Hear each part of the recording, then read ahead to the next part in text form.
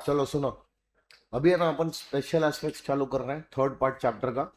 ठीक है, एकदम इजी है, ज्यादा लोड नहीं लेना है। 50 करना है, 50 ए करना है, 50 डबल ए करना है, 50 बी करना है, 50 सी करना है, 50 सी ए करना है, फिर 50 डी करना है, फिर 51 करना है। बस 47 खत्म हो जाएगा, मतलब समझो ये स्पेशल एस्पेक्ट्स खत्म। बराबर है। सुनो, सेक्शन 50, हेडिंग पढ़ो तो एक बार क्या लिखा है ये। हेडिंग पढ़ो जल्दी, क्या लिखा है ये। मतलब अब है ना, स्पेशल सिचुएशंस में तुम्हारा कैपिटल गेन का कंप्यूटेशन तुमको बताया जा रहा है ना। देखो, यूजुअली अपना कैपिटल गेन का कंप्यूटेशन होता है एज पर सेक्शन 48।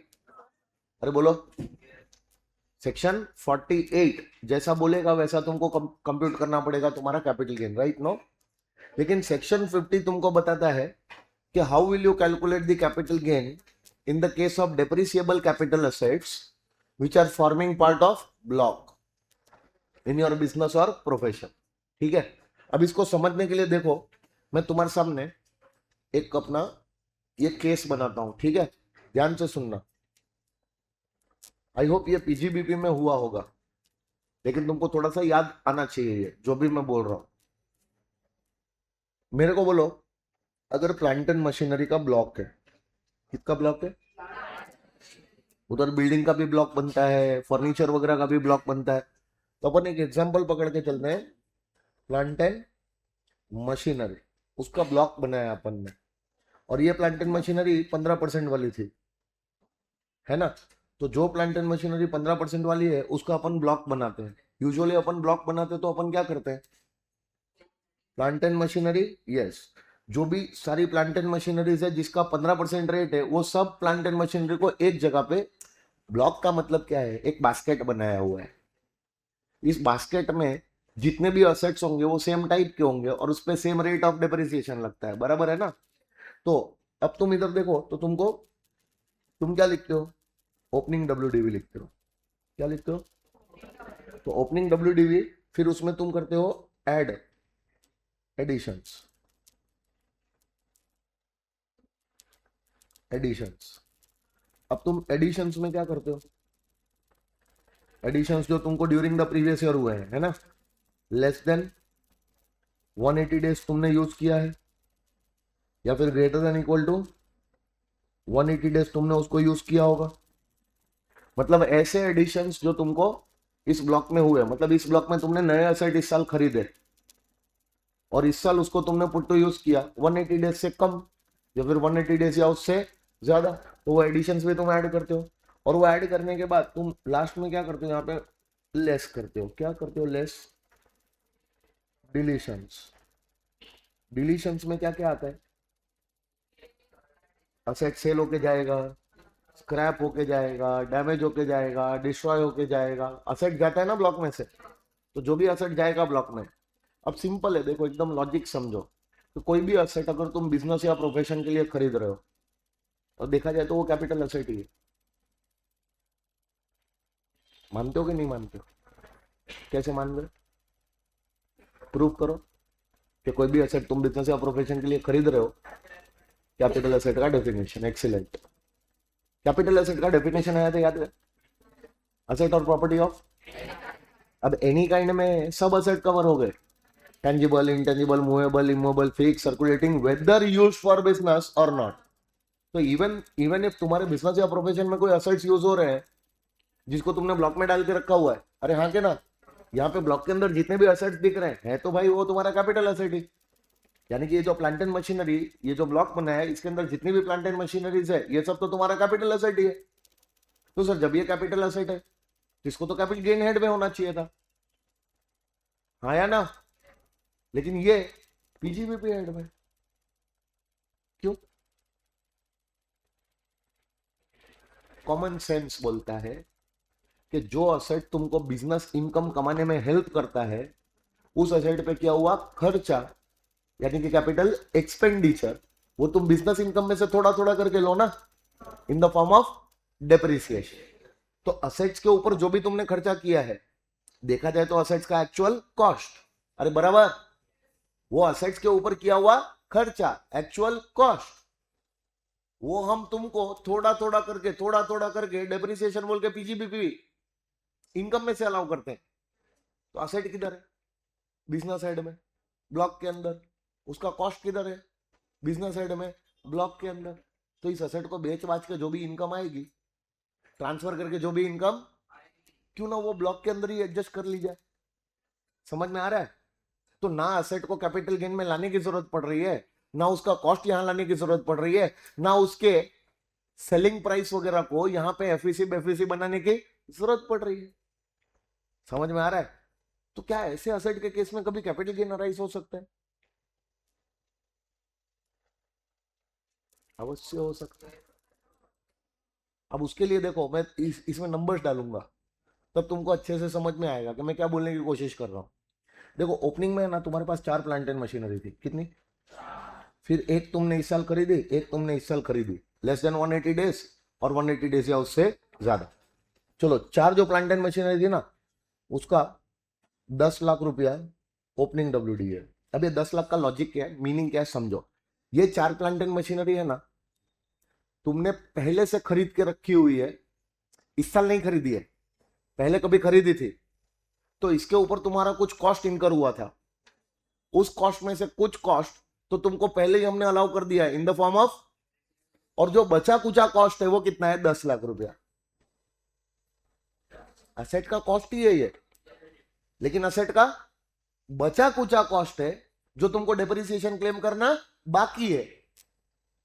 इसके कॉस्ट में से कुछ कॉस्ट तो हमने तुमको ऑलरेडी पहले ही अलाउ कर दिया था। तो मान लो अगर ये plant and machinery, 4 plant and machinery थी, इसको तुमने पास्ट में खरीदा था 12 लाख में या 14 लाख रुपए में, समझ में आ रहा है? तो इसमें से हो सकता है कि जो बैलेंस अमाउंट है वो तो ऑलरेडी तुमको पहले ही हमने पीजीबीपी हेड में डेप्रिसिएशन बोल के अलाउ कर दिया है। तो बचा कुचा जो अमाउंट है, कॉस्ट में से बचा कुचा 10 लाख रुपया, 10 लाख का कॉस्ट अभी भी ये असेट का पड़ा हुआ है ब्लॉक के अंदर, जो अब थोड़ा थोड़ा डेप्रिसिएशन बोल के मिलने वाला है। समझ में आ रहा है? अब सोचो, अब नए असेट्स इस साल खरीदोगे तो उसका भी तो एक्चुअल कॉस्ट इनकर होगा, तो वो भी एक्चुअल कॉस्ट आके इस बचे कुचे कॉस्ट में ऐड होना चाहिए, क्योंकि वो एक्चुअल कॉस्ट भी तुमको इसी हेड में थोड़ा थोड़ा डेप्रिसिएशन बोल के मिलने वाला है। तो एक असेट खरीदा था ना, उसका कॉस्ट था 2 लाख रुपया, लेकिन वो 180 डेज या उससे कम यूज हुआ, इसके लिए उसको अलग लिख रहा हूं। दूसरा एक असेट आया था, उसका कॉस्ट था 3 लाख रुपया, और उसको इस साल तुमने पुट टू यूज किया था 182 डेज या 180 डेज या उससे ज्यादा। तो अब बताओ तुम्हारे ब्लॉक के अंदर टोटल असेट्स कितने, और उसकी टोटल वैल्यू है 15 लाख। इसका मतलब क्या हो गया पता है? तुम्हारे ब्लॉक के अंदर जितने भी असेट्स है ना, उन सारे असेट्स का टोटल कॉस्ट जो तुमको पीजीबीपी हेड में अलाउ होने वाला है in the form of depreciation, वो कितना है? 15 लाख। समझे? इसको तुम कहां पे पीजीबीपी हेड में इसका ट्रीटमेंट दे रहे हो, बराबर है ना? तो अभी मैंने कैपिटल गेन से थोड़ा उड़ी मारा है, मैं किधर गया हूं? पीजीबीपी। तो अपन अभी पीजीबीपी हेड में ये सारा कैलकुलेशंस कर रहे हैं। अब सोच लो कि इस प्लांट एंड मशीनरी में इस ब्लॉक के अंदर एंड ऑफ द ईयर कितना? 6 मशीन होना चाहिए, और उसकी वैल्यू कितनी होनी चाहिए? 15 लाख। लेकिन होगी नहीं उतनी, क्यों? क्योंकि ड्यूरिंग द प्रीवियस ईयर हो सकता है ना कि ये 6 मशीन में से कोई मशीन तुमने बेच दी हो, स्क्रैप कर दी हो, डैमेज या डिस्ट्रॉय होके चली गई हो। तो ब्लॉक में असेट आया तो वैसे ब्लॉक में से असेट जाता भी तो है, तो चलो ब्लॉक में से असेट चले गए। तो मान लो कितने असेट्स गए? इधर मैं लिखता हूं 4, या फिर मैं ऐसा लिखता हूं 3। कितना लिखता हूं? तो टोटल कितनी मशीन्स थी ब्लॉक के अंदर? 6।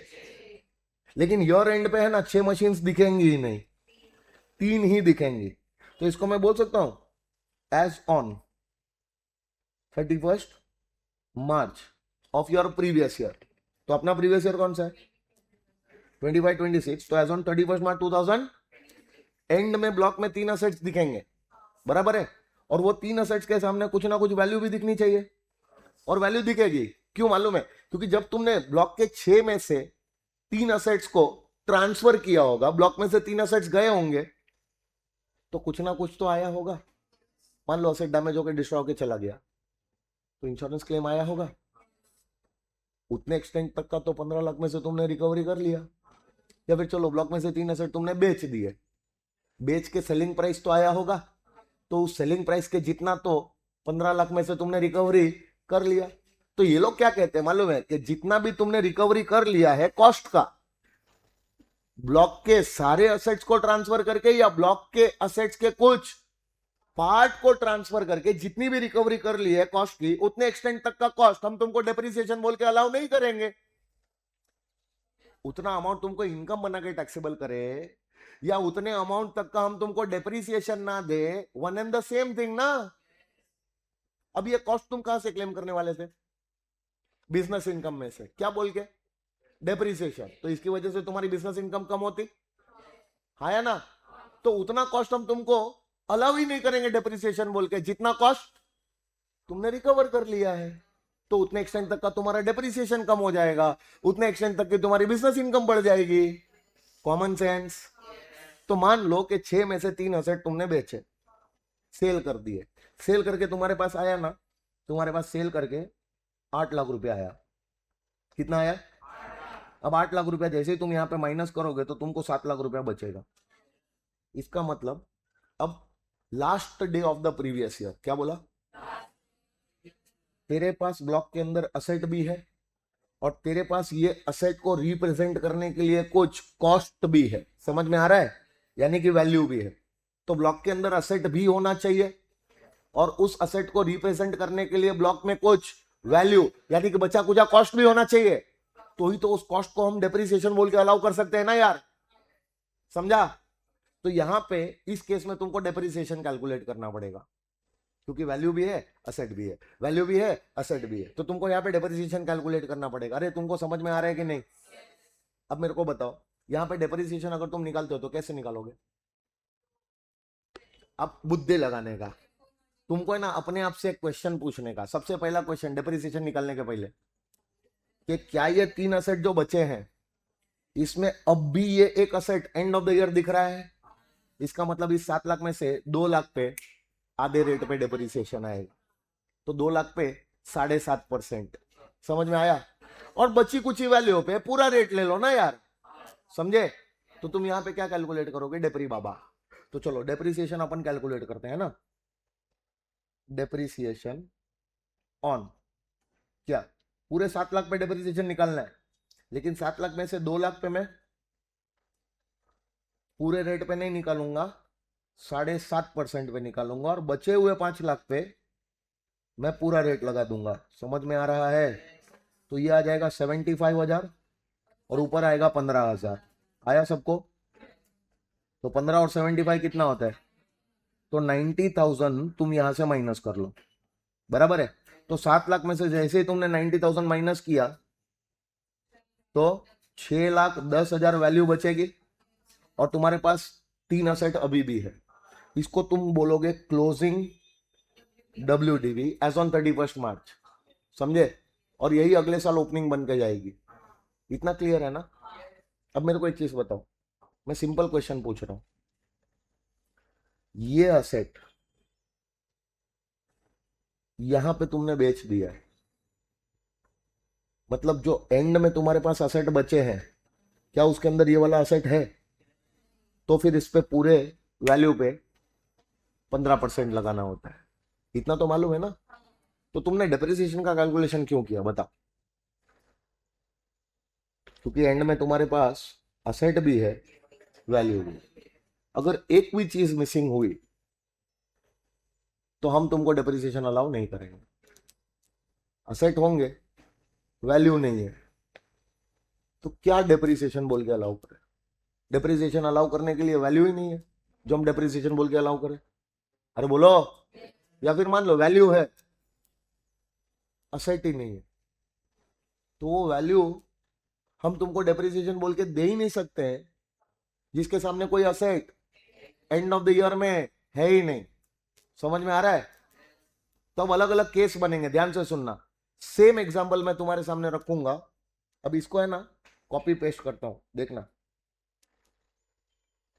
कॉपी एंड बाद में पेस्ट। सेम एग्जांपल बन रहा है ना? अभी सेम एग्जांपल में मान लो यहां पे मैंने 3 असेट ना बेचे होते और मैंने बेचे होते 5 असेट। पॉसिबल है? तो अभी भी ब्लॉक में एक असेट बचा है और वो 5 असेट बेच के ही मैंने 16 लाख रुपया कमा लिया। ये भी पॉसिबल हो सकता है। मतलब पूरे ब्लॉक में जितने भी असेट थे और पूरे ब्लॉक की जितनी भी वैल्यू थी, तुमने सारी वैल्यू खाली 5 असेट बेच के ही रिकवर कर ली है। यानी कि अब ब्लॉक के अंदर तुम्हारे पास कुछ वैल्यू नहीं बची। देखो रे, 15 लाख पूरा रिकवर कर लिया। तो जो कॉस्ट हम तुमको अलाउ करने वाले थे डेप्रिसिएशन बोल के, वो तो सारा कॉस्ट तुमने रिकवर कर लिया, तो उतना तो हम तुमको डेप्रिसिएशन नहीं देंगे। और उसके ओवर एंड अबव भी तुमने 1 लाख रुपया रिकवर किया, हाँ या ना? अब वो अमाउंट बनेगा तुम्हारा short term capital gain under section 5050। समझा? सुनो, ब्लॉक के अंदर वैल्यू तो नहीं बची, क्योंकि सारी वैल्यू तो तुमने रिकवर कर ली, और over and above that 1 lakh रुपया तुमको एक्स्ट्रा आएला है। इस 1 लाख को क्या बुलाओगे? अंडर सेक्शन, बराबर है? तो मेरे को अलग अलग केस बना दे दो, बाद में पूरा कंसोलिडेट करूंगा। समझ में आ रहा है? अब चलो यहां पे तो क्या तुमने ऐसा क्यों किया पता है? क्योंकि ब्लॉक के अंदर असेट तो बचा, लेकिन एंड में वैल्यू नहीं बची। अब हम तुमको क्या अमाउंट डेप्रिसिएशन बोल के दे? तो यहां पे बेटा डेप्रिसिएशन आएगा कि नहीं आएगा?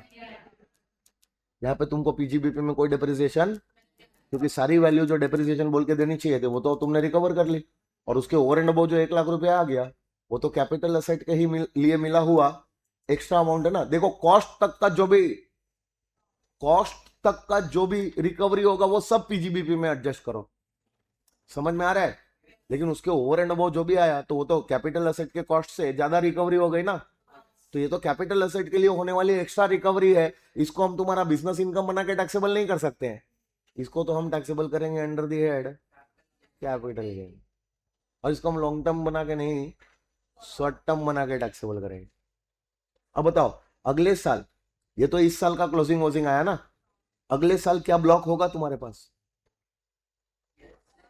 हाँ, ये ब्लॉक अगले साल भी रहने वाला है तेरे पास, क्योंकि ब्लॉक में है पागल, एक असेट अभी भी है। तो अगले साल ओपनिंग में क्या जाएगा? एक असेट जिसकी वैल्यू नील है। एडिशन अगले साल उसमें होने वाला है, डिलीशन उसमें से होने वाला है। मान लो अगले साल कोई एडिशन ही नहीं है, और ये इकलौता असेट था वो भी बेच दिया, तो बेच बाच के जो भी पैसा आएगा ना, पूरा अमाउंट शॉर्ट टर्म गेन होगा। क्यों? क्योंकि एक असेट, उसकी वैल्यू कितनी है? 0। अरे बोलो, कोई एडिशन हुआ क्या? तो एंड में वैल्यू एक असेट होनी चाहिए, नो वैल्यू, बराबर है ना? लेकिन वो एक असेट बेच के तुमने 50,000 रुपया कमा लिया, तो पूरा का पूरा 50,000 अगले साल तेरा शॉर्ट टर्म गेन हो जाएगा। समझा? चलो अब वापस से इधर देखना, वही चीज को कॉपी पेस्ट कर रहे हैं ना बेटा, वही चीज को अपन कॉपी पेस्ट कर रहे हैं। अब यहाँ पे देखो, मैं क्या कर रहा हूँ मालूम है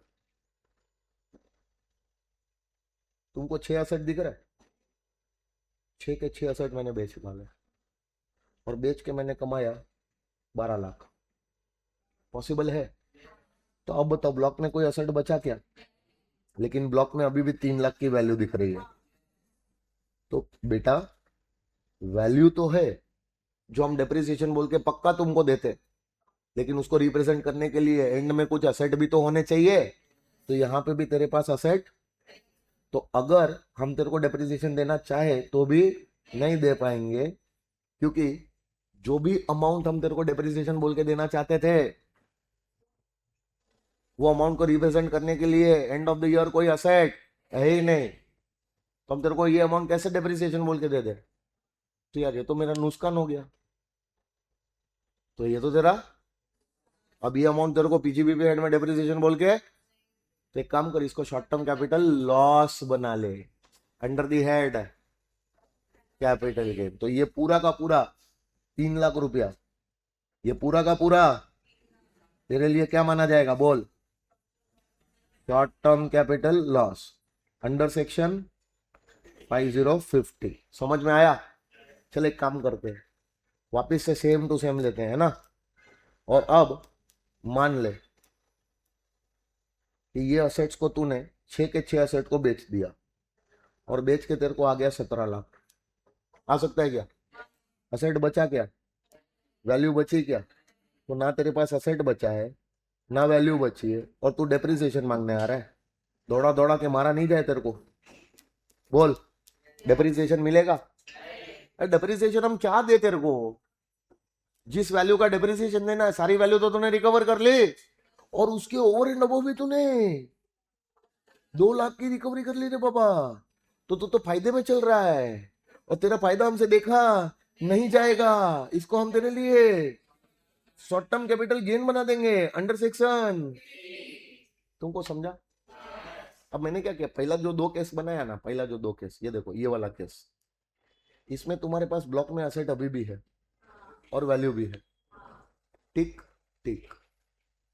इसमें ब्लॉक में एसेट है, वैल्यू नहीं है, टिक क्रॉस।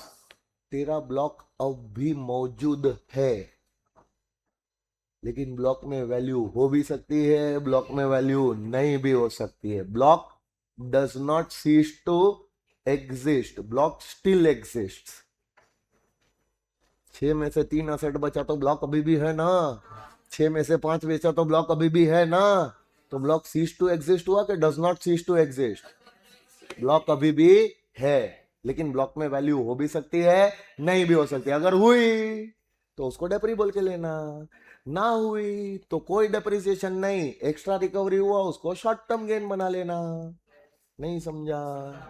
लेकिन अब ये जो 2 केस बनाए तुम्हारे सामने, ये वाला और ये वाला, तुमको दिख रहा है यहाँ पे 6 के 6 असेट बेच डाले, यहाँ पे भी 6 के 6 असेट बेच डाले। तो ब्लॉक के अंदर अब असेट है कि नहीं है?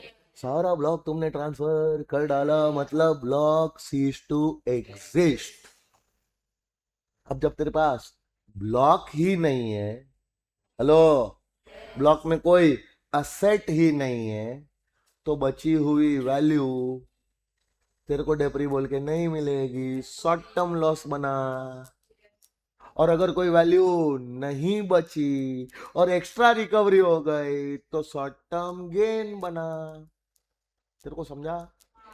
तो तुमको क्या दिखा मालूम है? देखो, एक देखने का असेट और दूसरा देखने का वैल्यू। ये कब देखने का?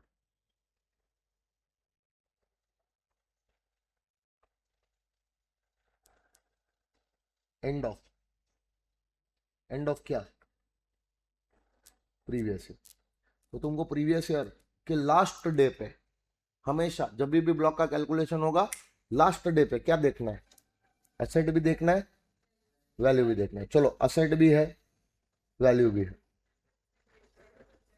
तो क्या करोगे बोलो? डेप्रिसिएशन आएगा कि नहीं आएगा?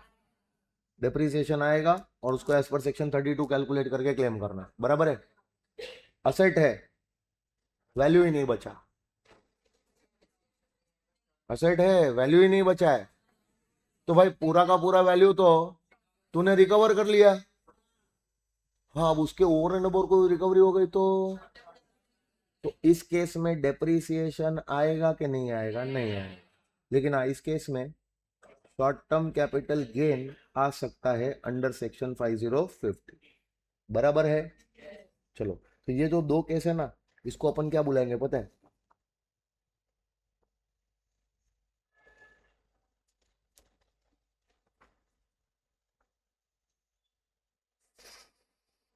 ब्लॉक डज नॉट, अभी भी ब्लॉक है, दिख रहा है ना? चलो, अब दूसरे 2 केस फटाफट से। सारे असेट्स बेच डाले, लेकिन अभी भी वैल्यू है, तो उस वैल्यू को डेप्रिसिएशन बोल के दें?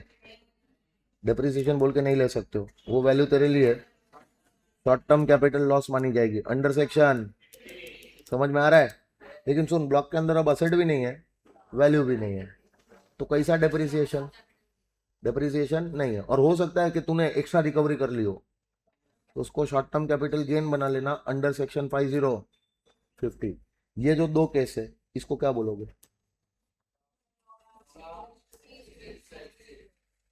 सीजेस टू, बराबर है ना? अब तुमको एक चीज बताते हुए बड़ा मजा आता है। देखो, मैं तुमको एक चीज मस्त बताऊं क्या? कैपिटल गेन का कैलकुलेशन कैसे करते हो? सबसे पहले एफईसी लेते हो, माइनस ट्रांसफर एक्सपेंस करते हो तो तुमको नेट कंसिडरेशन आता है, फिर उसमें से तुम माइनस करते हो cost of acquisition, cost of improvement, करते हो ना माइनस, पक्का। अब सोचो, तब जाके तुमको क्या आता है, बराबर है। अगर इसको मैं यहां लिख दूं और इसको मैं यहां लिख दूं, लिख पाऊंगा? तुम समझे मैंने क्या बोला? पहले क्या लेते हैं, फुल वैल्यू ऑफ कंसिडरेशन, फिर उसमें से क्या माइनस करते हैं, कॉस्ट। अरे हाँ या ना? ऐसा कर सकते क्या? तुम वही कर रहे हो।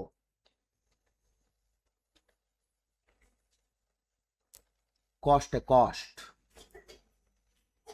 कॉस्ट ऑफ,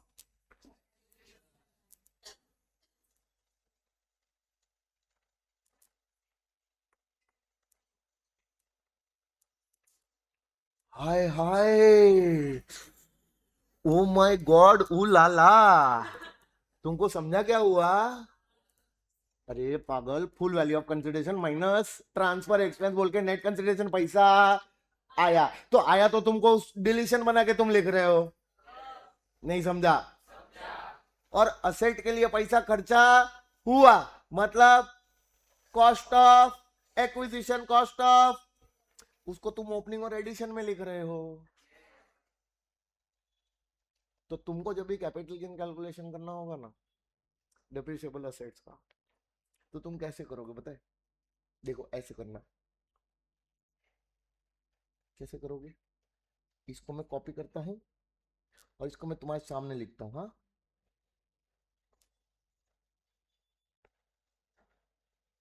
ये देखो बच्चों, बच्चों दिख रहा है बच्चों,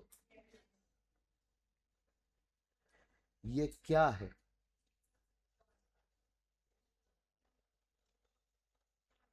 और ये क्या है भाई साहब? ये है नेट कंसिडरेशन और ये है कॉस्ट ऑफ एक्विजिशन। किसी को पता ना चले कि हम कैपिटल गेन ही कैलकुलेट करवा रहे थे, कहां पे, इसलिए हमने उसका ऑर्डर चेंज कर दिया। कर तो तुम वही रहे हो बेशर्मो, हेंस प्रूव्ड पाइथागोरस थ्योरम। क्या, कि जब भी तुम डेप्रिसिएबल एसेट्स का, क्या बोला, जब भी तुम depreciable asset forming part of block आया ना, उसका कैपिटल गेन निकालोगे, कॉस्ट ऑफ एक्विजिशन क्या लोगे, ओपनिंग प्लस एडिशन, वही तो कॉस्ट है, नहीं समझा?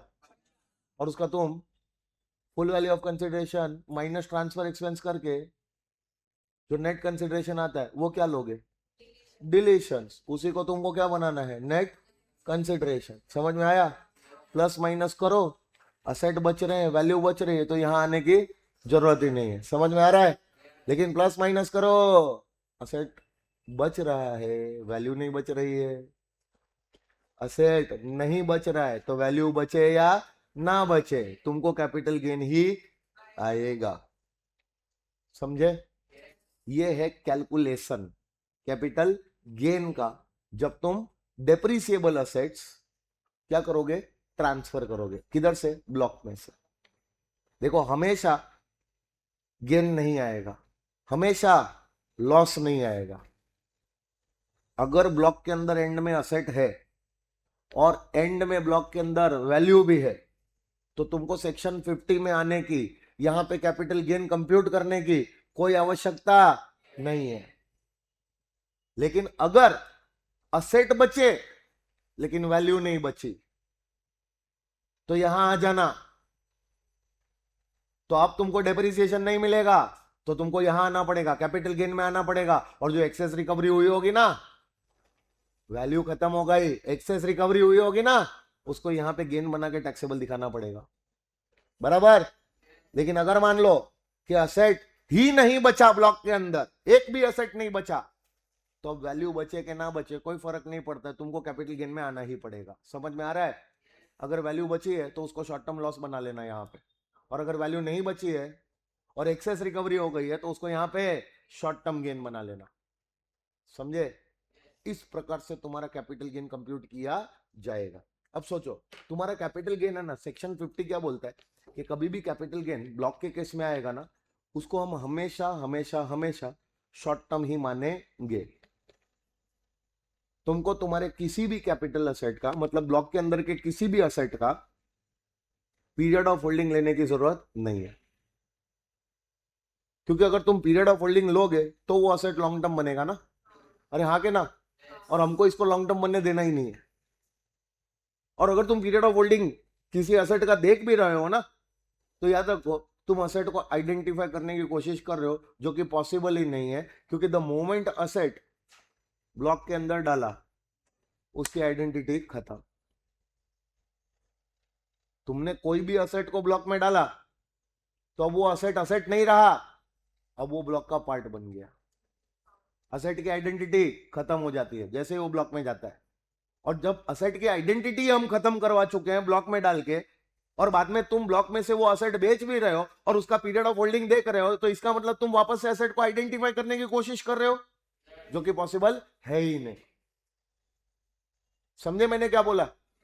तो आइडेंटिफाई क्यों कर रहे हो असेट को, क्यों उसकी पीरियड ऑफ होल्डिंग वगैरह ले रहे हो? समझे? आइडेंटिटी तो खत्म है, तो पीरियड ऑफ होल्डिंग असेट की लेने की जरूरत ही नहीं है। और सुनो, तुम पीरियड ऑफ होल्डिंग ब्लॉक का भी नहीं ले सकते हो। क्यों? क्योंकि ब्लॉक के अंदर एक असेट नहीं है, मल्टीपल असेट्स है। अब कौन से असेट का पीरियड ऑफ होल्डिंग तुम ब्लॉक का पीरियड ऑफ होल्डिंग बनाओगे? पॉसिबल है ही नहीं। तो एक एक असेट का पीरियड ऑफ होल्डिंग ले सकते थे, लेकिन लेना नहीं है। क्यों? क्योंकि असेट की तो आइडेंटिटी ही नहीं है। तुम ब्लॉक के पीरियड ऑफ होल्डिंग को चाहो तो भी नहीं ले पाओगे। क्यों? क्योंकि ब्लॉक का कोई पीरियड ऑफ होल्डिंग होता ही नहीं है, क्योंकि ब्लॉक के अंदर तो मल्टीपल असेट्स होंगे with different different period of holding. तो तुम कौन से असेट का पीरियड ऑफ होल्डिंग ब्लॉक का पीरियड ऑफ होल्डिंग बनाओगे? तुमको समझ में आ रहा है मैं क्या बोल रहा हूं? तो इस केस में पीरियड ऑफ होल्डिंग देखो ही मत, और जब पीरियड ऑफ होल्डिंग ही नहीं देखा जाएगा तो लॉन्ग टर्म बनने का सवाल ही पैदा नहीं होता है, और आने वाला गेन शॉर्ट टर्म गेन बन के ही टैक्सेबल किया जाएगा। समझे? लॉस आया तो शॉर्ट टर्म कैपिटल लॉस ही माना जाएगा। ये हो गया सेक्शन 50 खत्म। याद रहेगा? पक्का? चलो आइए, स्वागत है आपका सेक्शन 50 में। ऑनलाइन वालों जिंदा हो ना? नीला समझ में आ रहा है? छठी done done done done, very good. चलो सेक्शन 50 देखो क्या बोल रहा है। ये क्या मैंने ऐसा कुछ तो बनाया क्या तुम्हारे सामने? ये तो चित्र ऑलरेडी बना दिया। अब देखो, नो इंडिविजुअलिटी क्या बोला? और identity of the assets in the block, that is the moment asset becomes the part of the block, its identity is, therefore period of holding of each asset becomes irrelevant and must be, further period of holding of the entire block cannot be determined, as the block comprises of many assets of the same type having same rate of, and in that event it becomes difficult to assign a specific period of holding to the block also। तो तुमको period of holding ignore ही मारना है इधर। समझा? फिर कोई भी gain या लॉस आएगा तो हमको बताना तो पड़ेगा ना यार, क्योंकि अब पीरियड ऑफ होल्डिंग पता नहीं लग पा रहा है तो हमको बताना तो पड़ेगा ना कि अगर गेन आएगा तो वो गेन कौन से टाइप का होना चाहिए, हम उस गेन को क्या बना के टैक्सेबल करना चाहते हैं, वो भी तो हमें तुमको बताना पड़ेगा ना। तो सेक्शन 50 में ही क्लियर कट बोल दिया है कि भाई पीरियड ऑफ होल्डिंग नहीं डिटरमाइन हो पाएगा, ये एक लॉजिक है। इसलिए हम गेन को पहले से ही बता दे रहे हैं कि हमको ये गेन लॉन्ग टर्म बन के टैक्सेबल नहीं करना है, हमको ये गेन क्या बना के टैक्सेबल करना है? Short term. समझ में आ रहा है? तो गेन या loss arising on transfer of asset from the block is treated as short term gain और लॉस। और सुनो, पहले से ही, यानी कि ऐसा नहीं कि अमेंडमेंट हुआ है, पहले से ही बोला हुआ है कि कभी भी तुम सेक्शन 50 वाला कैपिटल गेन कैलकुलेट करोगे तो तुमको इंडेक्सेशन का बेनिफिट नहीं मिलने वाला है। अच्छा एक मिनट, तुमको पता है 23 जुलाई 2024 के पहले, 23 जुलाई 2024 के कभी भी कोई असेट बेचा जाता था, ट्रांसफर किया जाता था और वो लॉन्ग टर्म होता था, क्या होता था? तो तुमको इंडेक्सेशन तो मिलता था ना वहां पे। तो उसके कुछ एक्सेप्शंस हुआ करते थे। जो तब भी थे आज भी है। हाँ, पहले क्या होता था, बाकी के असेट्स में तुमको इंडेक्सेशन मिलता था, आज की डेट में तो उसमें भी इंडेक्सेशन नहीं मिलता है। नहीं समझे, नहीं समझे, एक मिनट। एक्सेप्शन वाले केस में तो इंडेक्सेशन पहले भी नहीं मिलता था, आज भी नहीं मिलता है। लेकिन एक्सेप्शन वाला जो केस नहीं था, दूसरा ही कोई केस था, समझ में आ रहा है ना, जहां पे असेट क्या होता था, लॉन्ग टर्म, तो वहां पे तुमको इंडेक्सेशन मिलता था, जो आज वो भी नहीं मिलता। सोचो तुमने ज्वेलरी बेची होती पहले, क्या बेची होती, 23 जुलाई 2024 के पहले अगर तुमने ज्वेलरी बेची होती और ज्वेलरी क्या होती, लॉन्ग टर्म, तो तुमको इंडेक्सेशन मिलता। अगर 23 जुलाई 2024 के बाद ज्वेलरी बेचोगे तो नहीं मिलता है। समझ में आ रहा है? अच्छा, मान लो पहले तुमने कोई अनलिस्टेड शेयर्स बेचे होते, कौन से शेयर्स, और उसको लॉन्ग टर्म बना के बेचा होता तो इंडेक्सेशन मिलता। लेकिन अगर वही 23 जुलाई 2024 के बाद बेचो तो इंडेक्सेशन नहीं मिलता है। लेकिन बच्चों, इंडेक्सेशन के कुछ एक्सेप्शंस हुआ करते थे, जो पहले भी थे आज भी है। उस एक्सेप्शनल केसेस में इवन दो 23 जुलाई 2024 के पहले भी अगर तुमने ट्रांसफर्स किए होते ना, तो इंडेक्सेशन नहीं मिलता था। तो तब नहीं मिलता था, तो आज थोड़ी मिलने लग जाएगा। आज तो जिसका मिलता था उसका भी नहीं मिलता है। नहीं समझे? तो सेक्शन 50 में पहले इंडेक्सेशन मिलता था क्या? आज भी नहीं मिलता। और तुम इंडेक्सेशन की बात भी तब करते हो ना, जब असेट क्या बने, लॉन्ग टर्म, और जिसके लिए तो पीरियड ऑफ होल्डिंग देखना पड़ता है ना। यहाँ पे पीरियड ऑफ होल्डिंग देखना है ना, लॉन्ग टर्म बनेगा असेट, और जब असेट ही लॉन्ग टर्म नहीं बनेगा तो कैसा इंडेक्सेशन? नहीं समझे? पक्का? तो benefit of indexation is completely ignored in such cases. क्यों? क्योंकि period of holding of each asset not to be considered and period of entire block can not be, जो पहले डिस्कस हो चुका है। Hence type of asset in the block can not be, और long term आ ही नहीं सकता है, तो इंडेक्सेशन बोलने का सवाल ही पैदा नहीं होता है। समझ में आ रहा है? Moreover section 50 specifically treats the resulting gain और लॉस एज व्हाट, और ऊपर से शॉर्ट टर्म कैपिटल गेन या लॉस बन के ही टैक्सेबल होगा, या शॉर्ट टर्म कैपिटल गेन या लॉस बोल के ही हम टैक्सेबल या सेट ऑफ अलाउ करेंगे। जब साफ साफ बोल ही दिया है कि शॉर्ट टर्म ही होने वाला है, तो भाई शॉर्ट टर्म के केस में कैसा इंडेक्सेशन? समझे? सेक्शन 50 खत्म। बराबर है? याद रखोगे? चलो अब आते हैं 50A पे। 50A का हेडिंग पढ़ो।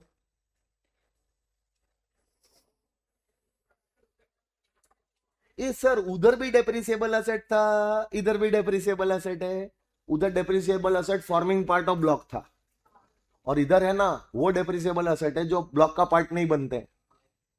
जिन डेप्रिसिएबल असेट पे, एक एक असेट पे तुम एसएलएम बेसिस पे डेप्रिसिएशन चार्ज करते हो। ऐसा कर सकते हो क्या?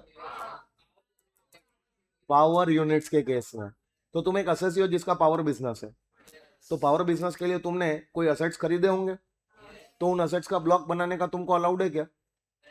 है है है। अगर तुमने वो ब्लॉक वाला ऑप्शन पहले ही साल में चूज कर लिया था, तो जिस साल तुमने धंधा चालू किया था, तो जिस साल तुमने धंधा चालू किया था उसी साल में तुमने ब्लॉक वाला ऑप्शन चूज कर लिया था, तो वो साल और उसके बाद का हर साल तुम्हारा एक एक असेट नहीं, ब्लॉक का कैलकुलेशन होगा और डब्ल्यूडीवी बेसिस पे डेप्रिसिएशन मिलेगा। लेकिन जिस साल तुमने धंधा चालू किया उस साल तुमने वो ऑप्शन चूज ही नहीं किया, तो अब तुमको तुम्हारे एक एक असेट का अलग अलग डेप्रिसिएशन कैलकुलेट करना पड़ेगा, और वो भी हम तुमको एसएलएम बेसिस पे अलाउ करेंगे। याद आता है ऐसा कुछ? तो मान लो कि तुम पावर बिजनेस करने वाले, तुम्हारा तुम्हारा जो बिजनेस है वो पावर बिजनेस है, power generation, power distribution, power transmission, ऐसा कोई बिजनेस है तुम्हारा। तुम एक असेसी हो, क्या बिजनेस है तुम्हारा? Power business. तो पावर बिजनेस में क्या तुमने वो ब्लॉक वाला सिस्टम लिया था क्या? वो पहले साल में लेना भूल गए, तो पहले साल का और आने वाले हर साल का अब सिंगल सिंगल असेट का, अब तुम्हारे असेट को आइडेंटिटी मिल रही है। इधर पीरियड ऑफ होल्डिंग वगैरह का मगजमारी करना पड़ेगा। हाँ, समझ में आ रहा है? तो अब तुम्हारे सिंगल सिंगल असेट का आइडेंटिफिकेशन हो रहा है, और हर एक असेट का कॉस्ट, उसमें तुमको एसएलएम बेसिस पे डेप्रिसिएशन कैलकुलेट करना है, और हर साल वो तुमको एसएलएम बेसिस पे डेप्रिसिएशन मिलेगा। मिल सकता है क्या? तो असेट का कॉस्ट कितना? 100 रुपया। तो वो सारा कॉस्ट कहाँ अलाउ होगा? पीजीबीपी हेड में। लेकिन SLM बेसिस पे। क्या बेसिस पे?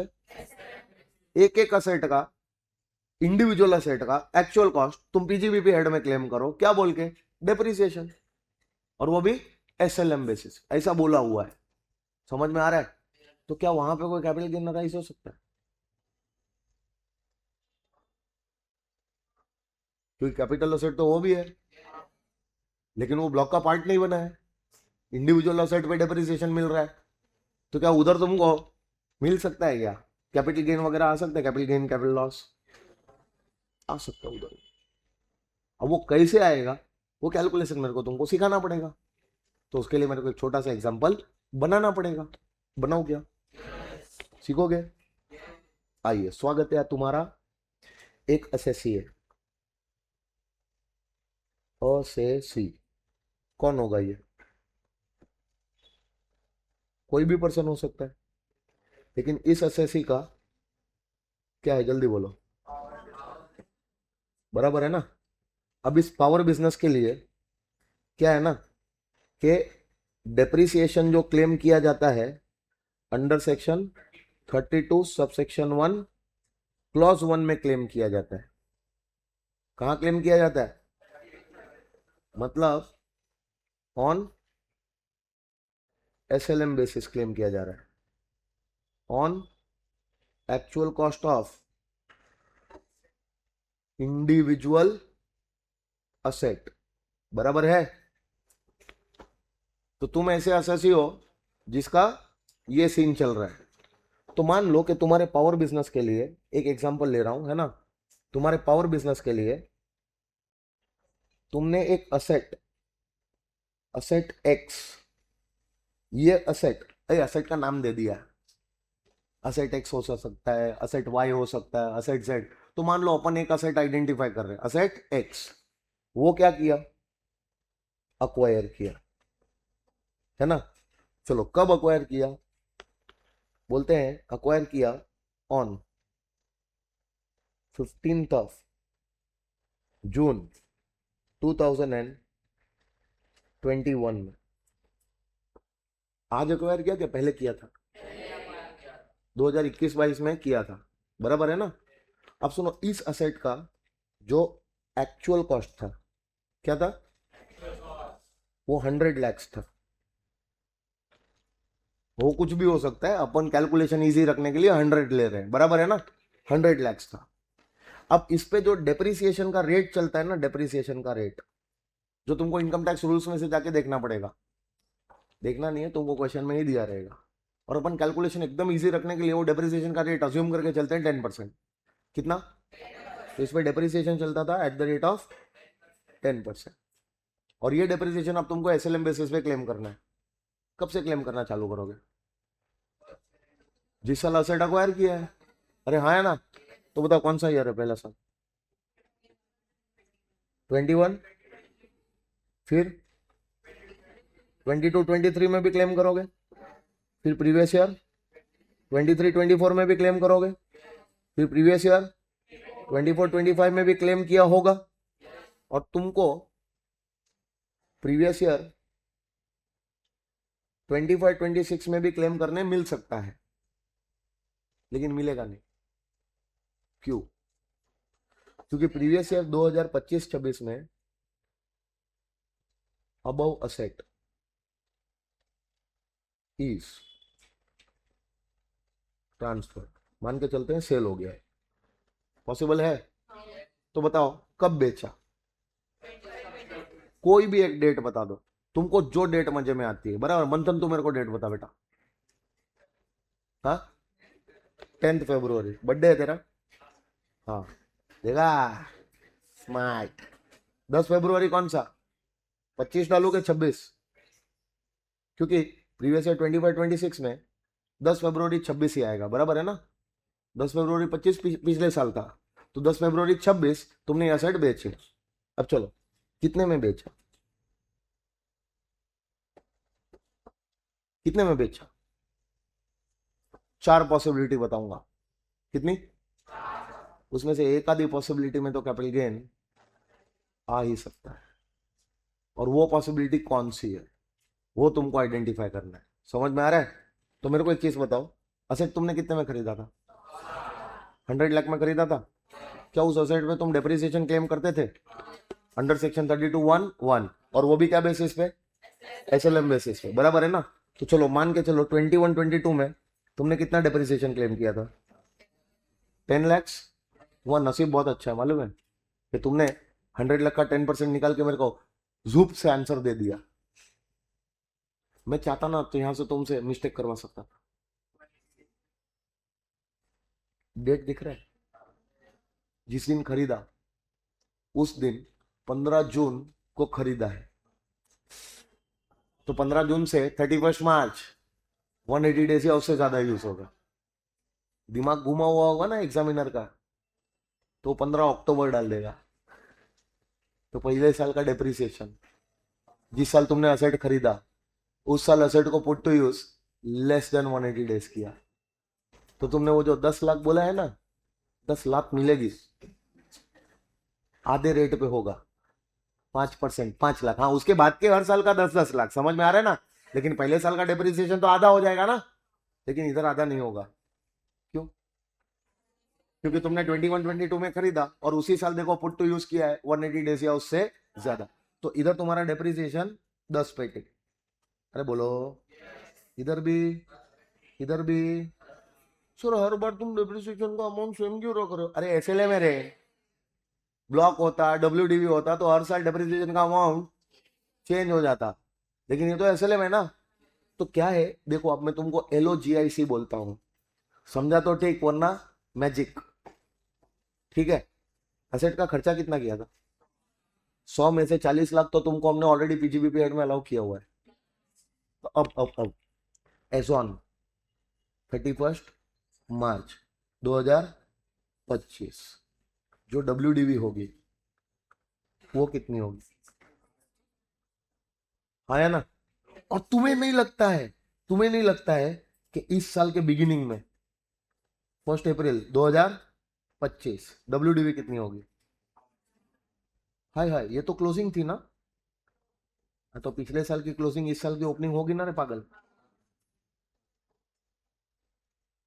क्या तुमको इतना समझ में आया? पक्का?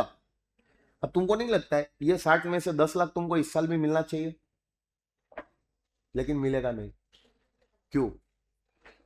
क्योंकि अगर तुम चाहते हो कि इस असेट का डेप्रिसिएशन हम तुमको इस साल दे, तो ये असेट तुम्हारे धंधे में as on the last day of the previous year मौजूद होना चाहिए। क्या तुम्हारे पास तुम्हारे धंधे में एज ऑन 31 मार्च 2026 ये असेट है कि नहीं? उसके पहले तुमने मंथन वाले बर्थडे पे बेच दिया, नहीं बेचा। को बोलेगा सर अगर मैं इसको बेच देता हूं 10 फरवरी को, तो मैं एक काम करता हूं, मैं इस पे डेप्रिसिएशन है ना 1 अप्रैल से लेकर 10 फरवरी तक का निकाल लेता हूँ। 10 फरवरी जितने लाख घुसे मिलेंगे तुमको। डेप्रिसिएशन कभी भी नंबर ऑफ डेज या नंबर ऑफ मंथ्स का कैलकुलेशन नहीं होगा, पूरे साल का डेप्रिसिएशन कैलकुलेट होता है, या तो पूरे रेट पे या तो आधे रेट पे। तो अगर तुम चाहते हो कि तुमको इस साल का डेप्रिसिएशन मिले, तो you have to make sure कि असेट तुम्हारे बिजनेस में as on the last day of previous year होना चाहिए, जो है नहीं। तुम इस असेट को कभी बेचे, कभी भी बेच सकते थे, बिगिनिंग ऑफ द ईयर बेच सकते थे, मिड ऑफ द ईयर बेच सकते थे, और तुम एंड ऑफ द ईयर में आके अभी भी बेच रहे हो। समझ में आ रहा है? ऑलमोस्ट देखो पूरा साल तुमने यूज कर लिया है, लेकिन क्या तुम उसको 31 मार्च में तुम्हारे धंधे में है? इवन तुमने 31 मार्च को भी कोई असेट बेच दिया हो ना, तो उसमें भी तुमको डेप्रिसिएशन नहीं मिलता। नहीं समझ में आ रहा है? तो जब असेट तुमको 31 मार्च के दिन है ही नहीं, तो क्या मैं ऐसा बोल सकता हूं above asset is transferred on 10th of February 2026, बराबर है? कितने में बेचा? चलो 4 पॉसिबिलिटी बताता हूं, है ना? पहली पॉसिबिलिटी 42 लैक्स में बेचा, 42 नहीं, चलो 52 में बेचते इसको, 52 लाख रुपए में बेच दिया, यानी कि WDV से कम में। देखो WDV कितनी थी? 60 लाख, 60 लाख से कम में बेच सकते हैं, या फिर एग्जैक्ट 60 लाख में बेच सकते हैं, या फिर 75 लाख में बेच सकते हैं, या फिर 103 लाख में भी बेच सकता है। चारों पॉसिबिलिटीज देख लेते हैं, है ना। लेकिन सुनो, जिस साल तुमने असेट को क्या किया, बेचा, no depreciation in previous year 25 26। क्यों, कशाला, why, since asset does not exist in the business as on 31st मार्च, इसलिए अब तुमको डेप्रिसिएशन तो मिलने से रहा। जो तुम 10-10 लाख क्लेम कर रहे थे ना, भूल जाओ। लेकिन हाँ, अब इस साल प्रीवियस ईयर 25 26 में टैक्स इफेक्ट क्या आएगा असेट के बेचे जाने पे, क्योंकि अब तुमने असेट बेचा है इस साल और बेच के पैसा भी तो कमाया है ना यार, तो उसका इफेक्ट भी तो इस साल कुछ ना कुछ देना पड़ेगा। तो इफेक्ट क्या आएगा और कौन से हेड में आएगा, समझ में आ रहा है, वो देखना जरूरी है। तो चलो अब अपन देखते हैं पहला case number A. Selling price कितना था, विच इज लेस देन, अच्छा अगर WDV से कम है तो तुम्हें नहीं लगता एक्चुअल कॉस्ट से भी कम ही होगा।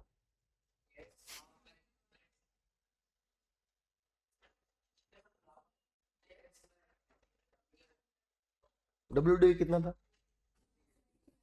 60 से कम में बेचा, तो मतलब एक्चुअल कॉस्ट से तो कम में ही बेचा है ना।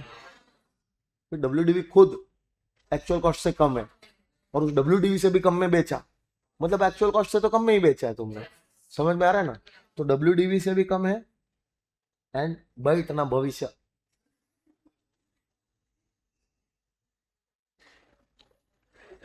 ब्रेक दिया था ना अभी मैंने, तो ब्रेक में क्या किया तूने, 2 घंटा भी बैठ नहीं सकते हो एंड लेस देन, चलो अमाउंट बताओगे क्या मेरे को तुम, सेलिंग प्राइस कितना था,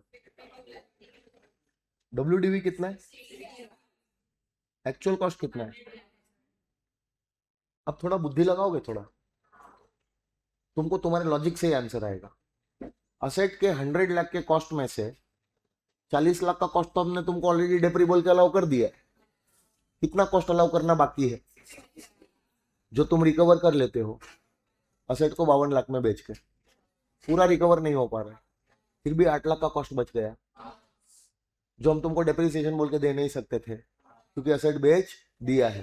तो एक काम करो, ये फुल एंड फाइनल डेप्रिसिएशन बोल के आखिरी साल में क्लेम कर लो, टर्मिनल डेप्रिसिएशन, क्या बोलने का, यानी कि जितना भी तुमको सेलिंग प्राइस मिला है जो WDV से क्या है, कम है, तो shortfall of selling price WDV से जो कम सेलिंग प्राइस मिला, जिसकी वजह से अभी भी WDV में से कुछ WDV बाकी पड़ा है, जिसको क्या बोलते हो, रिमेनिंग कॉस्ट। असेट के 100 में से 40 हमने तुमको डेप्री बोल के अलाउ कर दिया था, 60 अभी भी अलाउ करना बाकी था, लेकिन क्या पूरा 60 तुमने रिकवर किया कि खाली 52 ही रिकवर किया, तो अभी भी असेट का कॉस्ट 8 लाख रुपया रिकवर करना बाकी है, जो तुम्हारा नुकसान हो जाएगा। चलो एक काम करो, उसी अमाउंट को इस साल आखिरी साल तुम्हारा टर्मिनल डेप्रिसिएशन बोल के, फुल एंड फाइनल डेप्रिसिएशन इस साल का, उसको बोलते हैं टर्मिनल डेप्रिसिएशन। तो WDV जो भी एक्सेस पड़ा है over and about selling price, समझ में आ रहा है ना, वो तो असेट का कॉस्ट ही पड़ा है, समझ में आ रहा है, उस कॉस्ट को अब आखिरी साल में तुम फुल एंड फाइनल डेप्रिसिएशन बोल के क्लेम कर लो, समझे। तो कितना आएगा बोलो, 60 माइनस 52 लैक्स, अरे बोलो, इज इक्वल टू 8 लाख। इस 8 लाख को क्या बनाओ, टर्मिनल डेप्रिसिएशन अंडर सेक्शन 32(1)(3), 32(1) और कौन से प्रीवियस ईयर के लिए, जिस साल तुमने असेट बेचा ना, उसी साल वो असेट का आखिरी साल था, उसी साल ये अमाउंट ये कैपिटल लॉस बनाने की, ना ना ना ना ना ना ना, ये गलती मत करना कि इसको कैपिटल लॉस, इधर कैपिटल लॉस आएगा ही नहीं। नहीं समझे? तो जो भी बचा कुचा कॉस्ट है हम तुमको पीजीबीपी हेड में ही अलाउ कर देंगे, फुल एंड फाइनल डेप्रिसिएशन बोल के।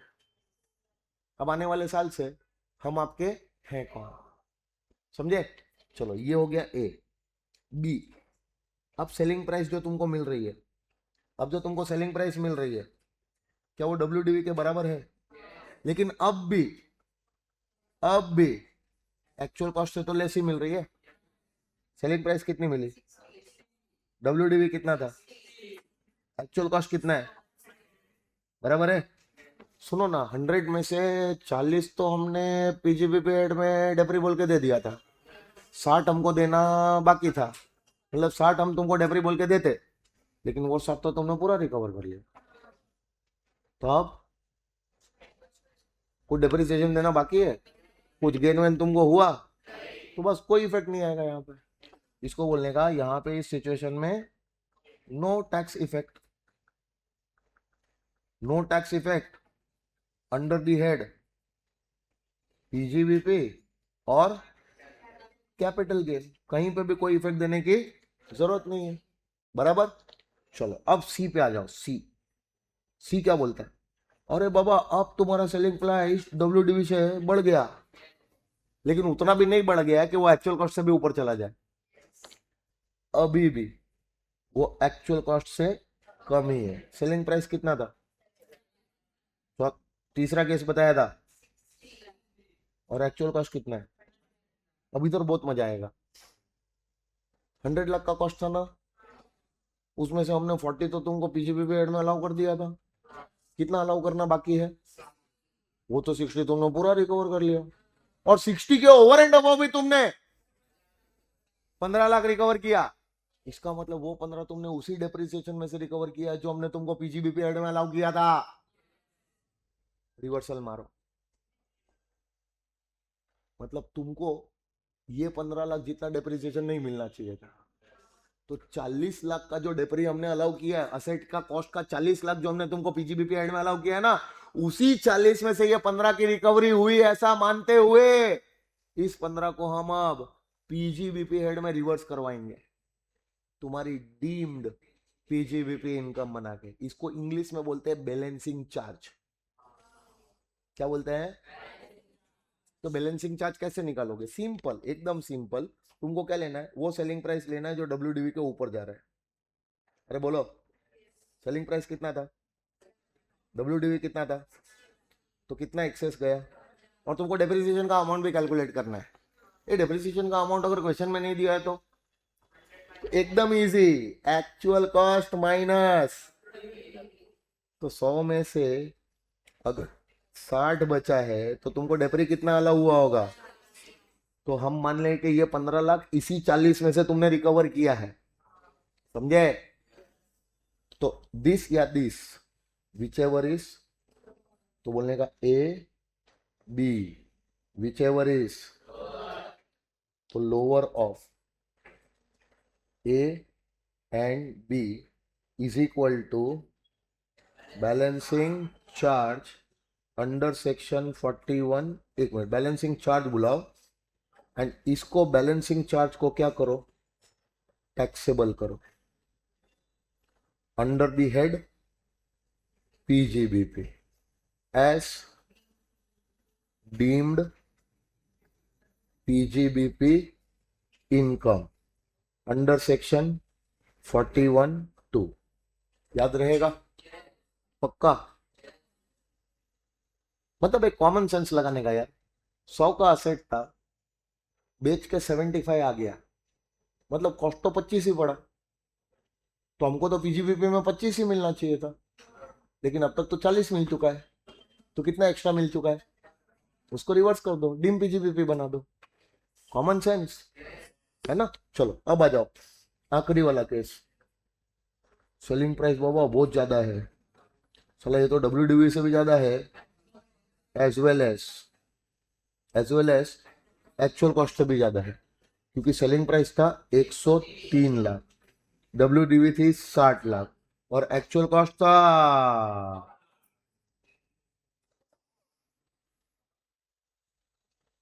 100 का असेट था, 40 का कॉस्ट तो हमने ऑलरेडी पीजीबीपी में डेप्री बोल के अलाउ कर दिया है ना, तो कितना कॉस्ट अभी भी अलाउ होना बाकी है? तुमको नहीं लगता वो 60 तो तुमने पूरा रिकवर कर लिया, और 60 के ऊपर भी तुमने 40 की रिकवरी की, ये वही नहीं नहीं 60 के ऊपर तुमने 43 की रिकवरी की। अब वो 43 में वो 40 का डेब्री भी तुमने रिकवर कर लिया है, तो वो तो 40 हम बैलेंसिंग चार्ज बनाएंगे ही बनाएंगे, लेकिन जो एक्स्ट्रा 3 है उसको अब तुम पीजीबीपी में टैक्सेबल, अब ये बनेगा तुम्हारा कैपिटल गेन 50A, खत्म। समझे?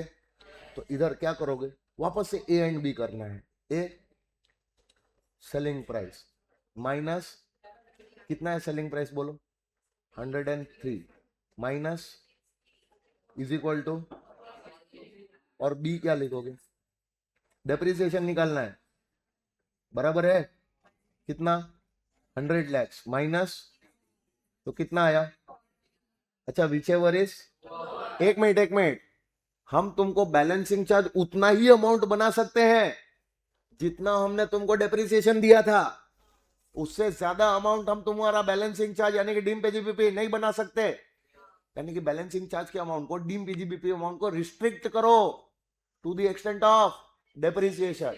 हाँ, उसके ओवर एंड अबव जो रिकवरी है that you can not charge under the head PGBP, उसको तुम कैपिटल गेन बना के क्या करो, टैक्स। तो यहां पे क्या करने का,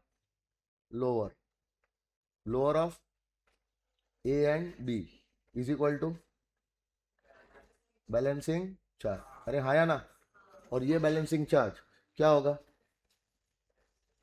टैक्सेबल अंडर द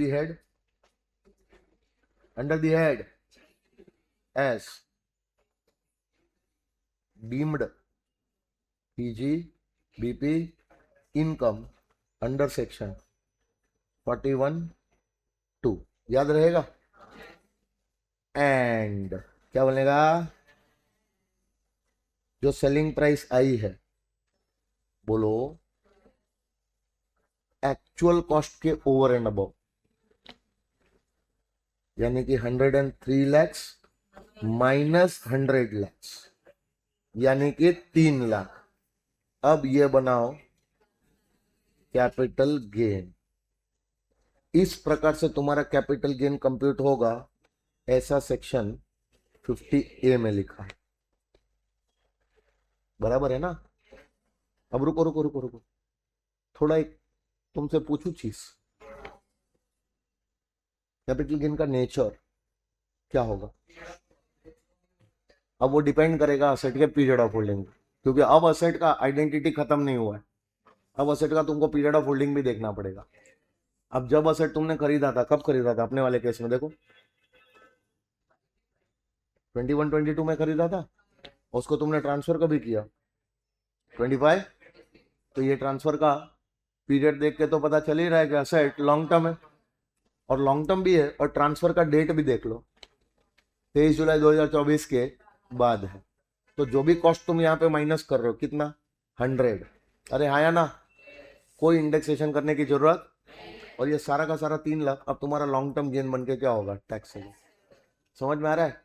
हाँ, इसका अगर ट्रांसफर 23 जुलाई 24 के पहले ही हो गया होता, जो अब आने के चांसेस नहीं है, समझ में आ रहा है ना, तो इंडेक्सेशन भी मिल सकता था, लेकिन अपन ने क्यों नहीं लिया, क्योंकि ये एसेट तो अपन ने इस साल बेचा है 23 जुलाई 2024 के बाद। समझ में आ रहा है?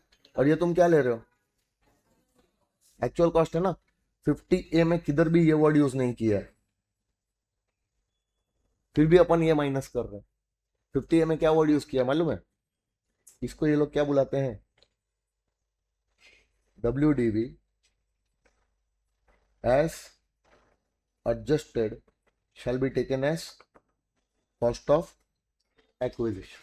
तो जब तुम WDV को एडजस्ट करोगे, तो जो एडजस्ट करके जो WDV आएगी उसको तुम क्या बनाना, कॉस्ट ऑफ एक्विजिशन। तो तुमको WDV लेना है 60 ही लेना है कॉस्ट, समझ में आ रहा है ना, लेकिन उस 60 को एडजस्ट करोगे तब जो WDV आएगी उसको कॉस्ट लेना है।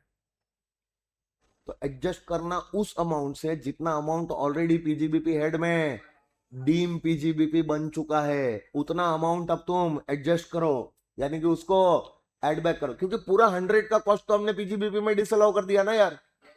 100 में से 40 हमने तुमको अलाउ किया था, वो हमने रिवर्स करवा दिया, और 60 हमने पीजीबीपी में अलाउ करना था, वो हमने पीजीबीपी में अलाउ नहीं किया। मतलब अभी भी पूरा 100 का कॉस्ट तो तेरे सामने ऐसे का ऐसा ही खड़ा है ना। अब वो पूरे 100 को उठा के यहाँ पे लेके आओ। जब तुम 100 को ला रहे हो यहाँ पे कैपिटल गेन हेड के अंदर, तो तुम क्या लेके आ रहे हो? जो 60 का कॉस्ट अलाउ नहीं हुआ था उसको भी लेके आ रहे हो डब्ल्यूडीवी, लेकिन उसको एडजस्ट कर लेना उतने अमाउंट से जो अमाउंट वहां पे ऑलरेडी डीम पीजीबीपी बन चुका है। कितना? 40 वहां पे डीम पीजीबीपी बना, उस अमाउंट को एडजस्ट करो किसके साथ? डब्ल्यूडीवी के साथ, ताकि तुम्हारा टोटल अमाउंट कितना आ जाए? 100। जो वहां पे पूरा डिसअलाउ हो गया वो अब यहाँ पे क्लेम कर लो, समझे?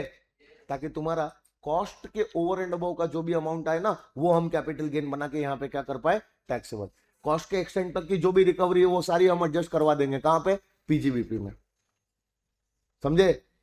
बचा कुचा अमाउंट नहीं मिल पाया था तो वो टर्मिनल डेप्रिसिएशन बोल के दे देंगे, और कॉस्ट के अंदर ही कुछ रिकवरी हो जा रही है डब्ल्यूडीवी के ओवर एंड अबव, तो हम पीजीबीपी हेड में ही डीम पीजीबीपी बनवा के टैक्सेबल करेंगे, ये मान के कि वो रिकवरी तुमको डेप्रिसिएशन में से हो गई है। लेकिन उसके ओवर एंड अबव जो रिकवरी हुई उसको तो भाई हम कैपिटल गेन बना के ही क्या करेंगे? टैक्सेबल। लेकिन उसके लिए तुम्हारा डब्ल्यूडीवी एडजस्ट होके यहाँ पे कॉस्ट बने, वो जरूरी है। तो डब्ल्यूडीवी को एडजस्ट कैसे करोगे? जितना भी अमाउंट वहां पे तुमको डीम पीजीबीपी बना है वो सारा अमाउंट डब्ल्यूडीवी में एडजस्ट करो, डब्ल्यूडीवी को एडजस्ट करके एक्चुअल कॉस्ट बनाओ, और वो एक्चुअल कॉस्ट यहाँ पे माइनस करो।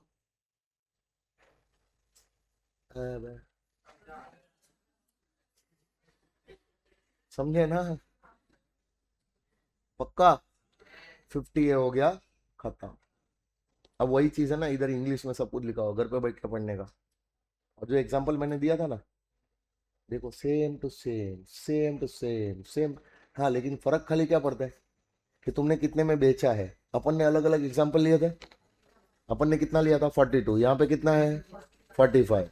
अपन ने कितना लिया था? 60। यहाँ पे 60। अपन ने 75 लिया था, यहाँ पे 80। और अपन ने 103 लिया था, यहाँ पे 105।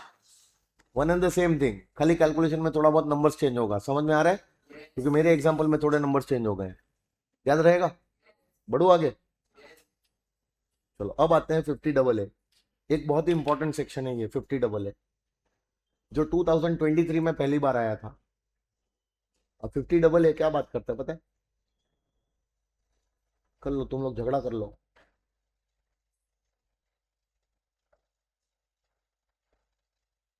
50AA किसकी बात करता है? 3 असेट्स, नाम याद रखना है। MLD, market link debentures.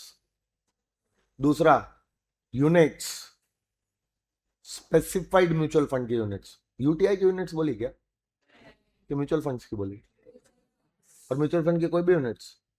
Specified mutual fund की यूनिट्स हम स्पेसिफाई करेंगे, वो वाला म्यूचुअल फंड होना चाहिए और उसकी यूनिट्स होनी चाहिए। और सुनो सुनो एक मिनट, और वो यूनिट्स तुमने अक्वायर की होनी चाहिए 1 अप्रैल 2023 या उसके बाद। मार्केट लिंक डिबेंचर्स तुमने कब अक्वायर किया था? कभी भी अक्वायर किया हो। हेलो, मार्केट लिंक डिबेंचर्स तुमने कब अक्वायर किया था? कभी भी अक्वायर किया हो, हमको उससे कोई मतलब। लेकिन जो यूटीआई की, सॉरी, जो यूनिट्स है किसकी? स्पेसिफाइड म्यूचुअल फंड की, वो इस सेक्शन में तभी कवर होगी जब वो यूनिट्स 1 अप्रैल 2023 या उसके बाद तुमने खरीदी हो। अच्छा, उसके पहले खरीदी थी तो ऐसी भी तो यूनिट्स हो सकती है ना तुम्हारे पास स्पेसिफाइड म्यूचुअल फंड की, जो तुमने 1 अप्रैल 2023 के पहले खरीदी हो। हाँ, उसको ये सेक्शन में नहीं लेके आने का, उसको ये सेक्शन में, उसका क्या करने का है बताता हूं 2 मिनट में, बराबर है? अब सुनो, पिछले साल यहां पे अमेंडमेंट आया और बोला अब से, पहले तो 2 ही असेट हुआ करते थे, अब से अगर कोई अनलिस्टेड बॉन्ड्स या डिबेंचर्स दिखे जिसका तुमने ट्रांसफर 23 जुलाई 2024 या उसके बाद किया, मतलब अगर मान लो आज 25-26 में तुम कोई अनलिस्टेड डिबेंचर्स या अनलिस्टेड बॉन्ड्स का क्या करोगे? ट्रांसफर करो। ट्रांसफर बोल रहा हूं, एक्विजिशन नहीं बोल रहा। एक्विजिशन तो तुमने कभी भी किया हो, लेकिन इनका ट्रांसफर तुमने कब किया है? 23 जुलाई 2024 या उसके बाद कभी भी, बराबर है ना? तो अब से अनलिस्टेड बॉन्ड्स या डिबेंचर्स को भी इसी सेक्शन में कवर किया जाएगा। तो ये सेक्शन में कवर, बोल के बात नहीं कर पाते तो लिख के बातें करते। बोलो,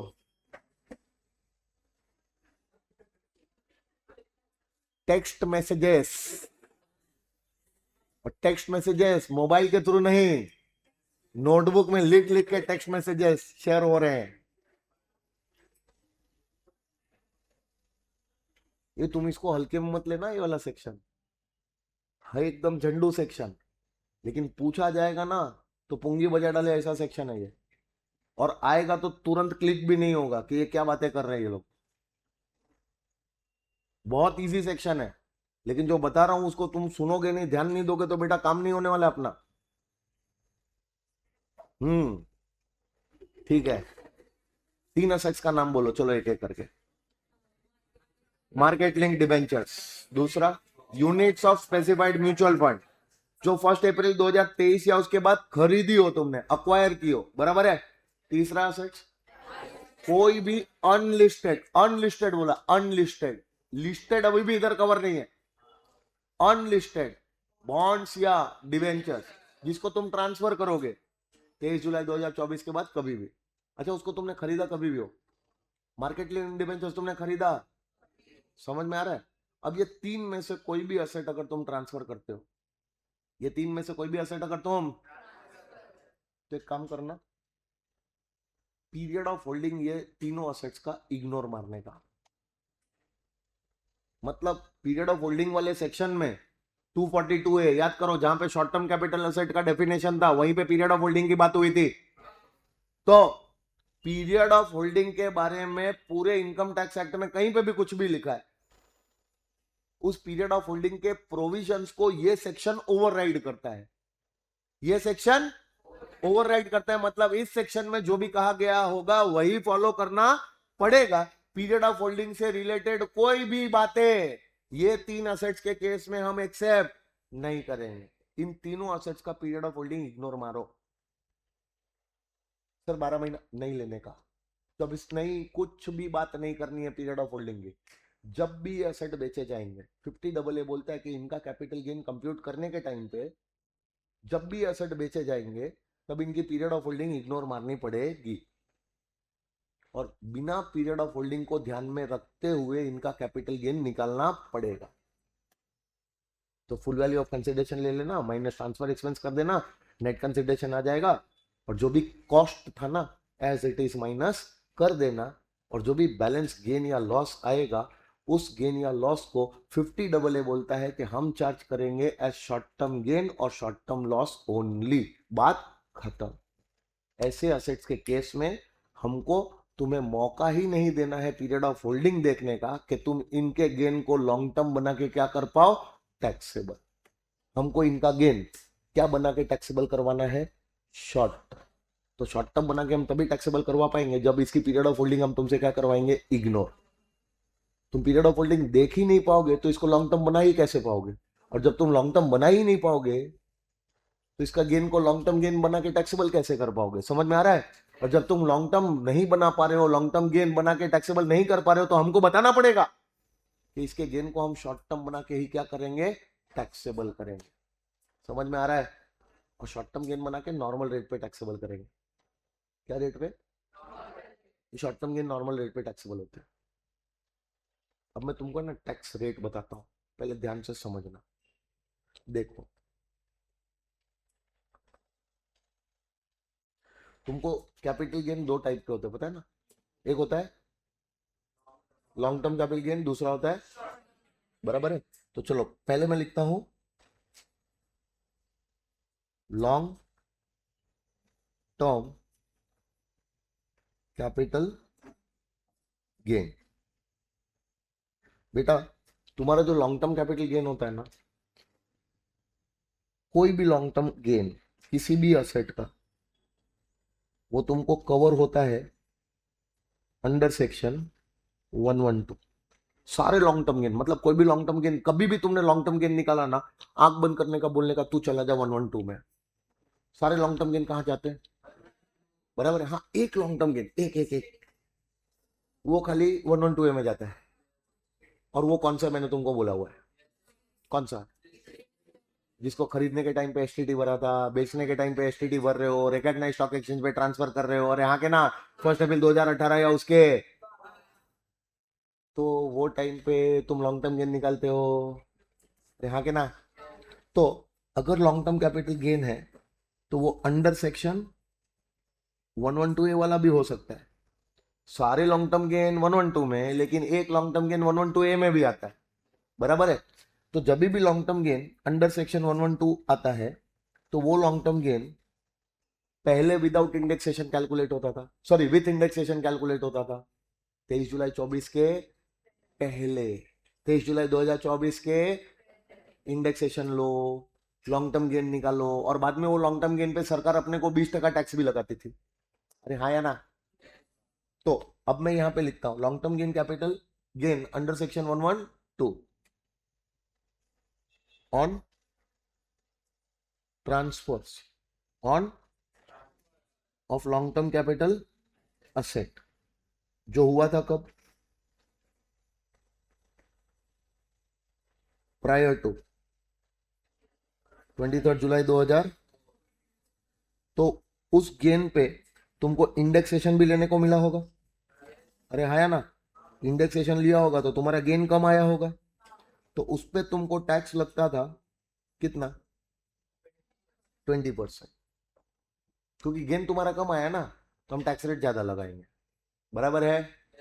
लेकिन अगर तुम्हारा लॉन्ग टर्म कैपिटल असेट कभी भी तुम ट्रांसफर करते हो ऑन और, क्या बोला, ऑन और आफ्टर, ऑन और आफ्टर, तुमने कैपिटल असेट ट्रांसफर किया था ऑन और आफ्टर 23 जुलाई 2024, तो अब तो हम तुमको लॉन्ग टर्म गेन कैलकुलेट करने के टाइम पे इंडेक्सेशन नहीं देते हैं।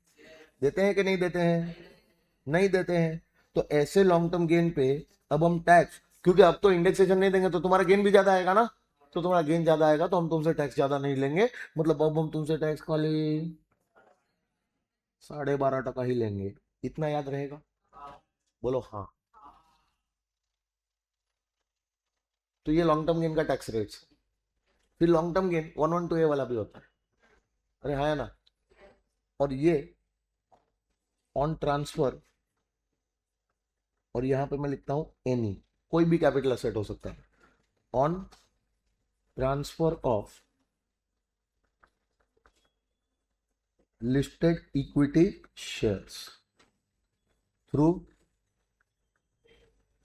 रिकॉग्नाइज्ड स्टॉक एक्सचेंज, और उस पर तुमने एसटीटी भी दिया हो, बोथ एक्विजिशन प्लस ट्रांसफर, समझ में आ रहा है ना। तो अगर ये होता था पहले, ट्रांसफर होता था प्रायर टू 23 जुलाई 2024, तो इस पे है ना राजा, तुमको इंडेक्सेशन नहीं मिलता था, पहले भी नहीं मिलता था। अच्छा, मैंने तुमको बोला है कि सारे असेट्स के केस में इंडेक्सेशन मिलता था, लेकिन उसके कुछ एक्सेप्शंस थे। पहला एक्सेप्शन था सेक्शन 50, ब्लॉक वाले असेट्स रहे। दूसरा एक्सेप्शन है 50AA, अभी जो करवा रहा हूं 50AA, 50AA करवाते करवाते यहां पे आ गया हूं, तो दूसरा एक्सेप्शन होता था 50AA। फिर तीसरा एक्सेप्शन होता था 50B, जो इसके बाद करवाऊंगा 50।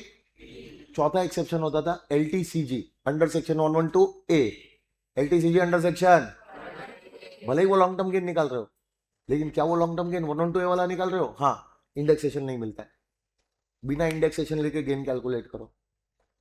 लेकिन सुनो, वो गेन जो तुमने बिना इंडेक्सेशन के निकाला ना, उसमें से अप टू 1 लाख कोई टैक्स भरने की जरूरत नहीं है, मतलब पहले 1 लाख पे कोई टैक्स लगता ही नहीं था। अरे बराबर। हाँ, लेकिन जो एक्सेस होता था, क्या होता था, उस पर हम तुमको कंसेशनल टैक्स लगाते थे, tax at the rate of only 10%। ये मैंने तुमको कल बताया भी है, बराबर है ना। लेकिन अगर यही असेट अब लिस्टेड इक्विटी शेयर्स तुम रिकॉग्नाइज्ड स्टॉक एक्सचेंज के थ्रू ट्रांसफर कर रहे हो ऑन और आफ्टर, बराबर है, 23 जुलाई 2024, तो बेटा इंडेक्सेशन सलाम पहले नहीं देते थे, तो अब थोड़ी देंगे, अब तो जिसमें मिलता है उसमें भी नहीं देते हैं। तो पहले भी उसमें कोई इंडेक्सेशन नहीं मिलता था, आज भी कोई इंडेक्सेशन नहीं मिलता है, बराबर है। लेकिन अब यहां पे हम क्या करेंगे, लिमिट तुम्हारी बढ़ा दी है हमने, और अप टू 1.25 lakhs तुमको टैक्स कोई भरने की जरूरत है ही नहीं। हाँ, लेकिन 1.25 लाख के एक्सेस में अगर कोई गेन आता है तो उस पर हम तुमको टैक्स लगाते हैं एट द रेट ऑफ, हमको क्या करना था मालूम है, ये टैक्स रेट के लेवल पे ये टैक्स रेट लेके आना था। अरे सोचो, यहां पे 12.5% कर दिया, 20 को घटा के 12.5% किया, लेकिन ये 12.5% अभी भी 10% से तो ज्यादा ही है ना। तो हमको कोई अलग अलग टैक्स रेट रखनी ही नहीं है, सारे लॉन्ग टर्म गेन पे 12.5 करना है। तो हमने इसका भी 10 क्या कर दिया, 12.5।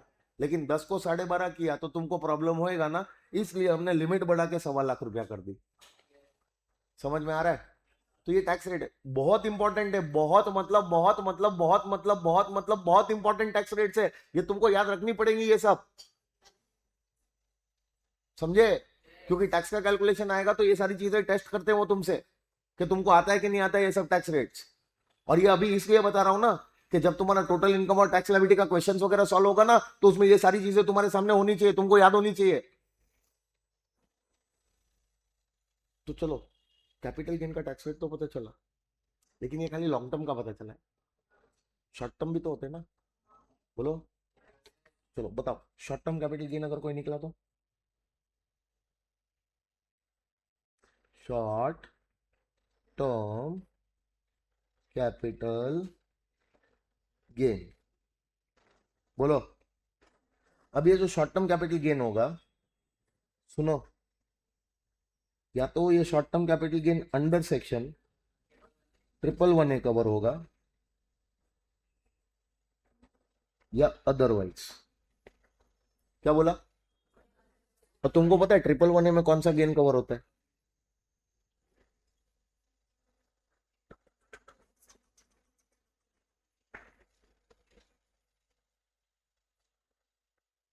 ऑन ट्रांसफर ऑफ, थ्रू, जिसपे खाली ट्रांसफर पे एसटीटी पे कर दो तो भी चलेगा, एक्विजिशन पे नहीं किया होगा तो भी कोई प्रॉब्लम नहीं है। तो वहां पे एक्विजिशन पे भी एसटीटी पे करो ऐसा कोई जरूरी, लेकिन हाँ ट्रांसफर पे एसटीटी लगना चाहिए, समझे? तो अगर ये वाला कैपिटल गेन तुमको आ रहा है, तुमने क्या बेचा पहले ये बता? लिस्टेड इक्विटी शेयर्स बेचे, रिकॉग्नाइज्ड स्टॉक एक्सचेंज पे बेचे, और बेचने के टाइम पे एसटीटी भरा था, लेकिन उसको होल्डिंग पीरियड तुम्हारा 12 महीना या उससे कम था। तो अब जो तुमको गेन आएगा वो लॉन्ग टर्म नहीं आएगा, वो शॉर्ट। लॉन्ग टर्म आता तो 112A में चला जाता, लेकिन उसके लिए एक्विजिशन पे भी एसटीटी देना जरूरी था, समझ में आ रहा है? लेकिन सिंस 12 महीना या उससे कम पीरियड ऑफ होल्डिंग था, तो अब गेन लॉन्ग टर्म नहीं आ सकता है, अब शॉर्ट टर्म। और ऐसे शॉर्ट टर्म गेन को हम 111A में कवर करेंगे। कहां कवर करेंगे? और उस पे है ना, अगर मान लो ये ट्रांसफर हुआ होता प्रायर टू, प्रायर टू 23 जुलाई 2000, तो उस पे तुमको टैक्स लगता था एट द रेट ऑफ 15%। कितना लगता था? लेकिन अगर यही ट्रांसफर तुमने ऑन और आफ्टर 23 जुलाई 2024 किया हो, तो अब इस पे हमने टैक्स का रेट बढ़ा के कितना कर दिया है? और कल इसका पूरा मैंने तुमको कहानी भी सुनाया था, 2004 से चालू किया था, याद करो। अब सोचो, क्या तुम खाली यही वाला असेट बेच के शॉर्ट टर्म गेन कमा सकते हो, कि और भी असेट्स को बेच के शॉर्ट टर्म गेन कमा सकते हो? तो अब बोलता हूं ऑन ट्रांसफर, क्या बोला? On transfer of any other, बोलो, कैपिटल असेट, एनी अदर। अब तुम उसको ट्रांसफर करो प्रायर टू, और प्रायर टू या फिर ऑन और आफ्टर 23 जुलाई 2000। पहले भी उस पर टैक्स लगता था एट नॉर्मल रेट्स, अब भी उस पर टैक्स लगता है। मान लो तुमने कोई ज्वेलरी बेची, शॉर्ट टर्म बना के बेच सकते हो, गेन आएगा नॉर्मल रेट्स, क्योंकि वो 111 वाला गेन है ही नहीं। तुमने अनलिस्टेड शेयर्स बेचे, गेन आएगा? बोलो। शॉर्ट टर्म गेन, 111 नहीं, नॉर्मल रेट्स। अच्छा, तुमने वो डेप्रिसिएबल असेट बेचे थे, फॉर्मिंग पार्ट ऑफ ब्लॉक, उधर भी तो शॉर्ट टर्म गेन आया था, टैक्सेबल एट नॉर्मल रेट्स। अभी जो मैं तुमको 50 AA करवा रहा हूं, इधर बोला पीरियड ऑफ होल्डिंग इग्नोर मारो, पीरियड ऑफ होल्डिंग, और आने वाला गेन शॉर्ट टर्म ही माना, जो टैक्सेबल होगा एट। समझ में आ रहा है? अब मान लो कि तुमने कोई पेंटिंग वेंटिंग बेचा, शॉर्ट टर्म गेन आ गया तो नॉर्मल रेट्स। इमोबल प्रॉपर्टी बेचा, शॉर्ट टर्म गेन आ गया तो खाली एक ही गेन है जो 111 में जाएगा। तो सुनो, एक काम करेंगे, अब एक शॉर्ट में नाम बोल दे, STT paid short term gains. क्या बोलेगा? जो तुमको लिस्टेड इक्विटी शेयर्स के केस में ही आता है, वही खाली 111 में कवर होता है। और STT paid long term gains वो जाएगा 112A में, और बाकी के सारे लॉन्ग टर्म गेन। तुमको समझा? तो मैं कभी भी ऐसा तुमको पूछूं कि ये एसटीटी पेड गेन है, तो तुमको क्या बोलने का? लिस्टेड वाला है, इक्विटी शेयर वाला है, अरे हाँ के ना, ये समझ के तुमको बोलने का या तो 112A या तो 111। और मैं बोलूंगा नॉर्मल लॉन्ग टर्म गेन, तो तुमको बोलने का 112। मैं बोलूंगा normal short term gain other than 111 है, नॉर्मल रेट। समझ में आ रहा है? अच्छा सुनो, आज की डेट के रेट्स याद रखो। अभी जो रेट्स एप्लीकेबल है ना, तो लॉन्ग टर्म गेन पे कितना है? 12.5। और लॉन्ग टर्म गेन 112A वाला 1.25 लाख तक कोई टैक्स नहीं, 1.25 लाख के ऊपर 12.5। समझ में आ रहा है? शॉर्ट टर्म गेन पे अभी कितना है? 20%, अगर वो 111 वाला है तो। लेकिन दूसरा कोई भी short term gain normal rates. ये अभी का रेट्स है, पहले के रेट खाली रेफरेंस के लिए तुमको दिए।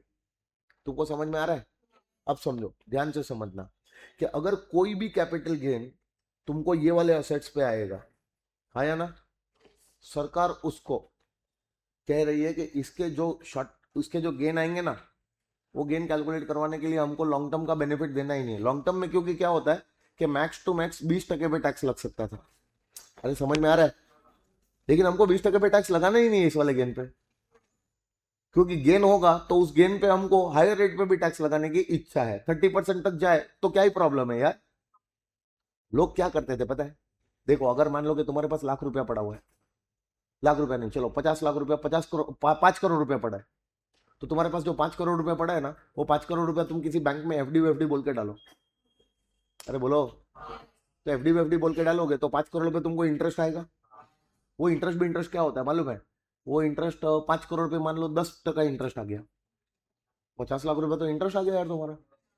अब तुम पैसे वाले आदमी हो, 5 करोड़ रुपया एफडी में तुम डाल रहे हो, तो 5 करोड़ के एफडी पे तुमको इंटरेस्ट भी इतना हैवी अमाउंट आ रहा है, 50 लाख रुपया। और वो इंटरेस्ट जो 50 लाख रुपया आया, क्या वो तुम्हारी इनकम नहीं है ना? तो उसपे तुमको आईएफओ सेट में वो इंटरेस्ट टैक्सेबल हो जाएगा। तो आईएफओ सेट में टैक्सेबल होने वाली है नॉर्मल इनकम है, जिसपे नॉर्मल रेट पे टैक्स देना पड़ेगा।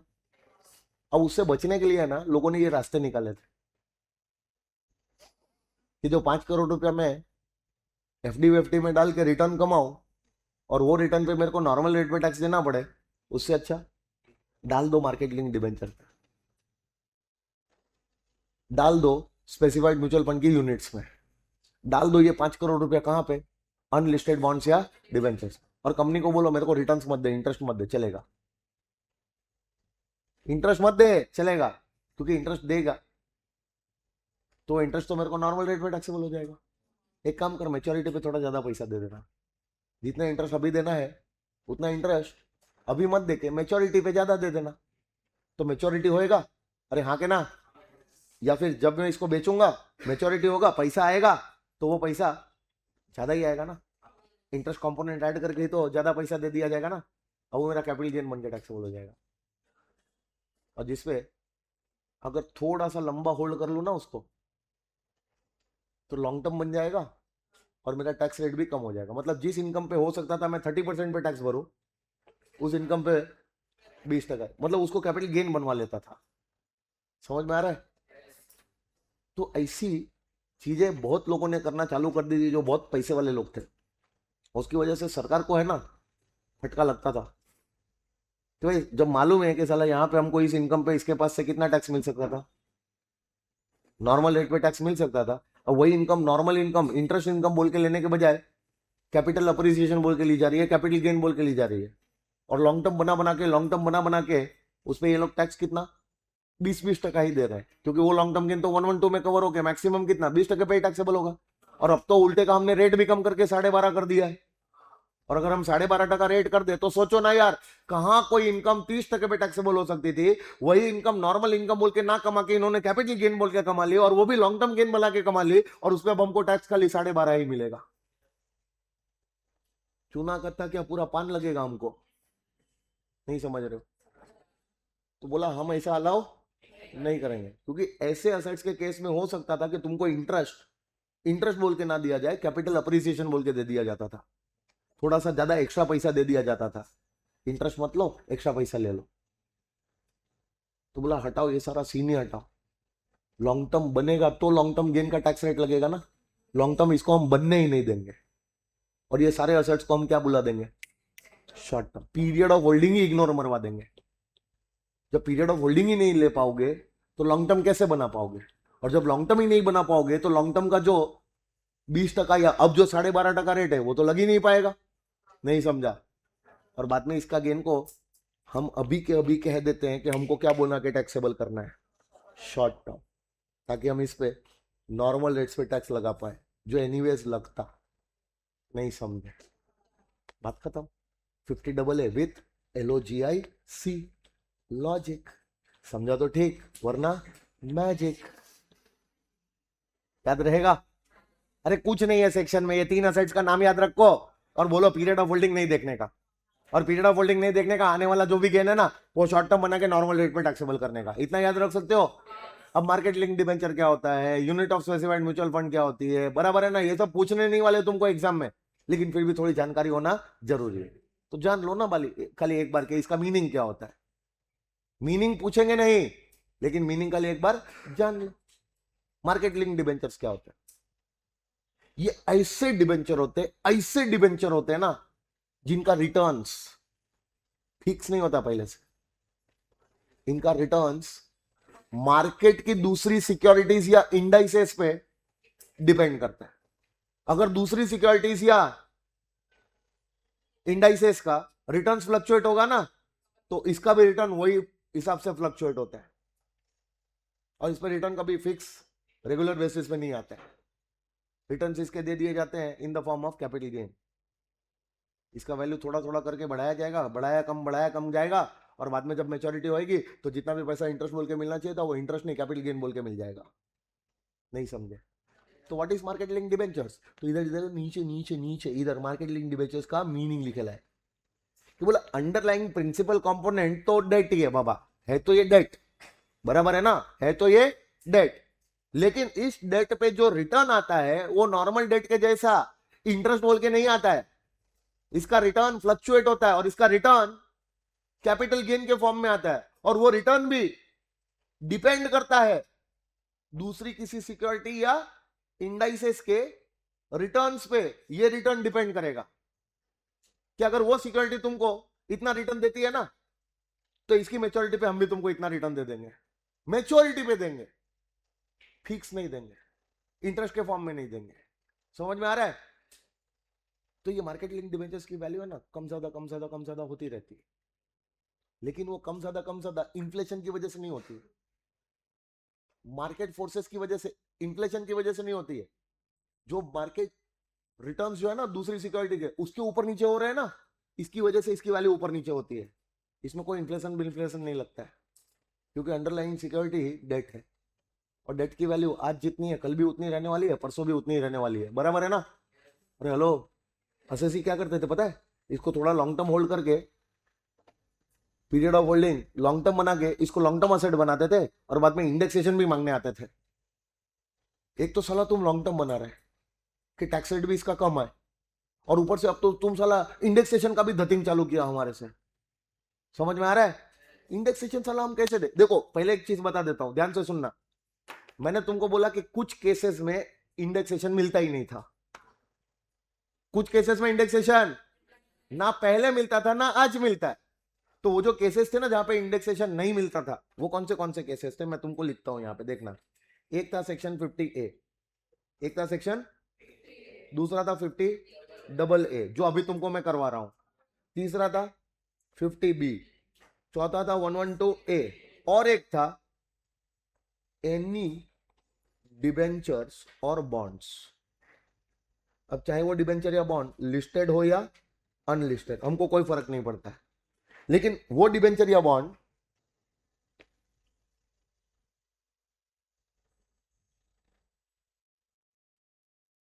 चिपक नहीं गया हूं, बराबर हूं, ठीक है, वो डिबेंचर या bond other than capital index bonds या सोवरेन गोल्ड बॉन्ड्स होने चाहिए।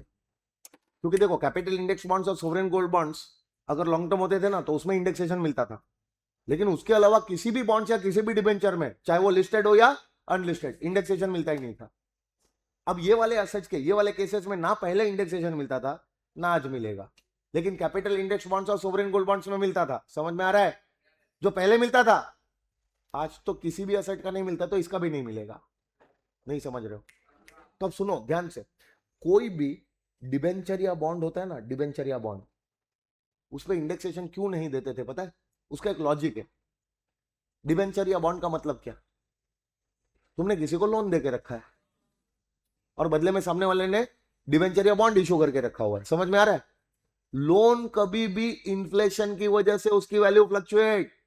आज अगर मान लो मैंने तुमको 10 लाख रुपए का लोन दिया, तो उस 10 लाख की वैल्यू आज भी 10 लाख है, कल भी 10 लाख है, परसों भी 10 लाख, हमेशा के लिए 10 लाख की वैल्यू रहेगी। उस लोन के अमाउंट पे इन्फ्लेशन का असर, तो भले ही अब तुम उस डिबेंचर को लंबे समय तक क्यों ना होल्ड करो, उसमें हम तुमको इंडेक्सेशन क्यों करने दे? हाँ, लेकिन वो हम करने देते थे सोवरेन गोल्ड बॉन्ड्स के केस में और कैपिटल इंडेक्स बॉन्ड्स के केस में, क्योंकि वहां पे इन्फ्लेशन का असर होता था। कैपिटल इंडेक्स बॉन्ड्स इन्फ्लेशन की वजह से उसकी वैल्यू बढ़ती थी। समझ में आ रहा है? सोवरेन गोल्ड बॉन्ड्स उसकी वैल्यू तो गोल्ड में आने वाले इन्फ्लेशन की वजह से बढ़ती थी। समझ में आ रहा है? तो इसका तो डायरेक्ट इंपैक्ट इन्फ्लेशन से था या गोल्ड की वैल्यू पे था, इसलिए हम इस पे तुमको इंडेक्सेशन देते थे। लेकिन बाकी के जो तुम लोन्स वगैरह दे के बैठे हो, डिबेंचर या बॉन्ड्स के फॉर्म में जो तुम होल्ड करके बैठे हो, अरे भाई इसमें इन्फ्लेशन असर डालता ही नहीं है यार, तो हम इसमें क्यों तुमको इंडेक्सेशन दे? तो उधर इंडेक्सेशन नहीं मिलता था। अब सोचो, इंडेक्सेशन नहीं मिलता था, इसका मतलब क्या था कि अगर तुम इसको लिस्टेड थे तो 12 महीना या कम होल्ड करो तो शॉर्ट टर्म, अरे बोलो, तो शॉर्ट टर्म गेन पे नॉर्मल रेट लगता था। समझे?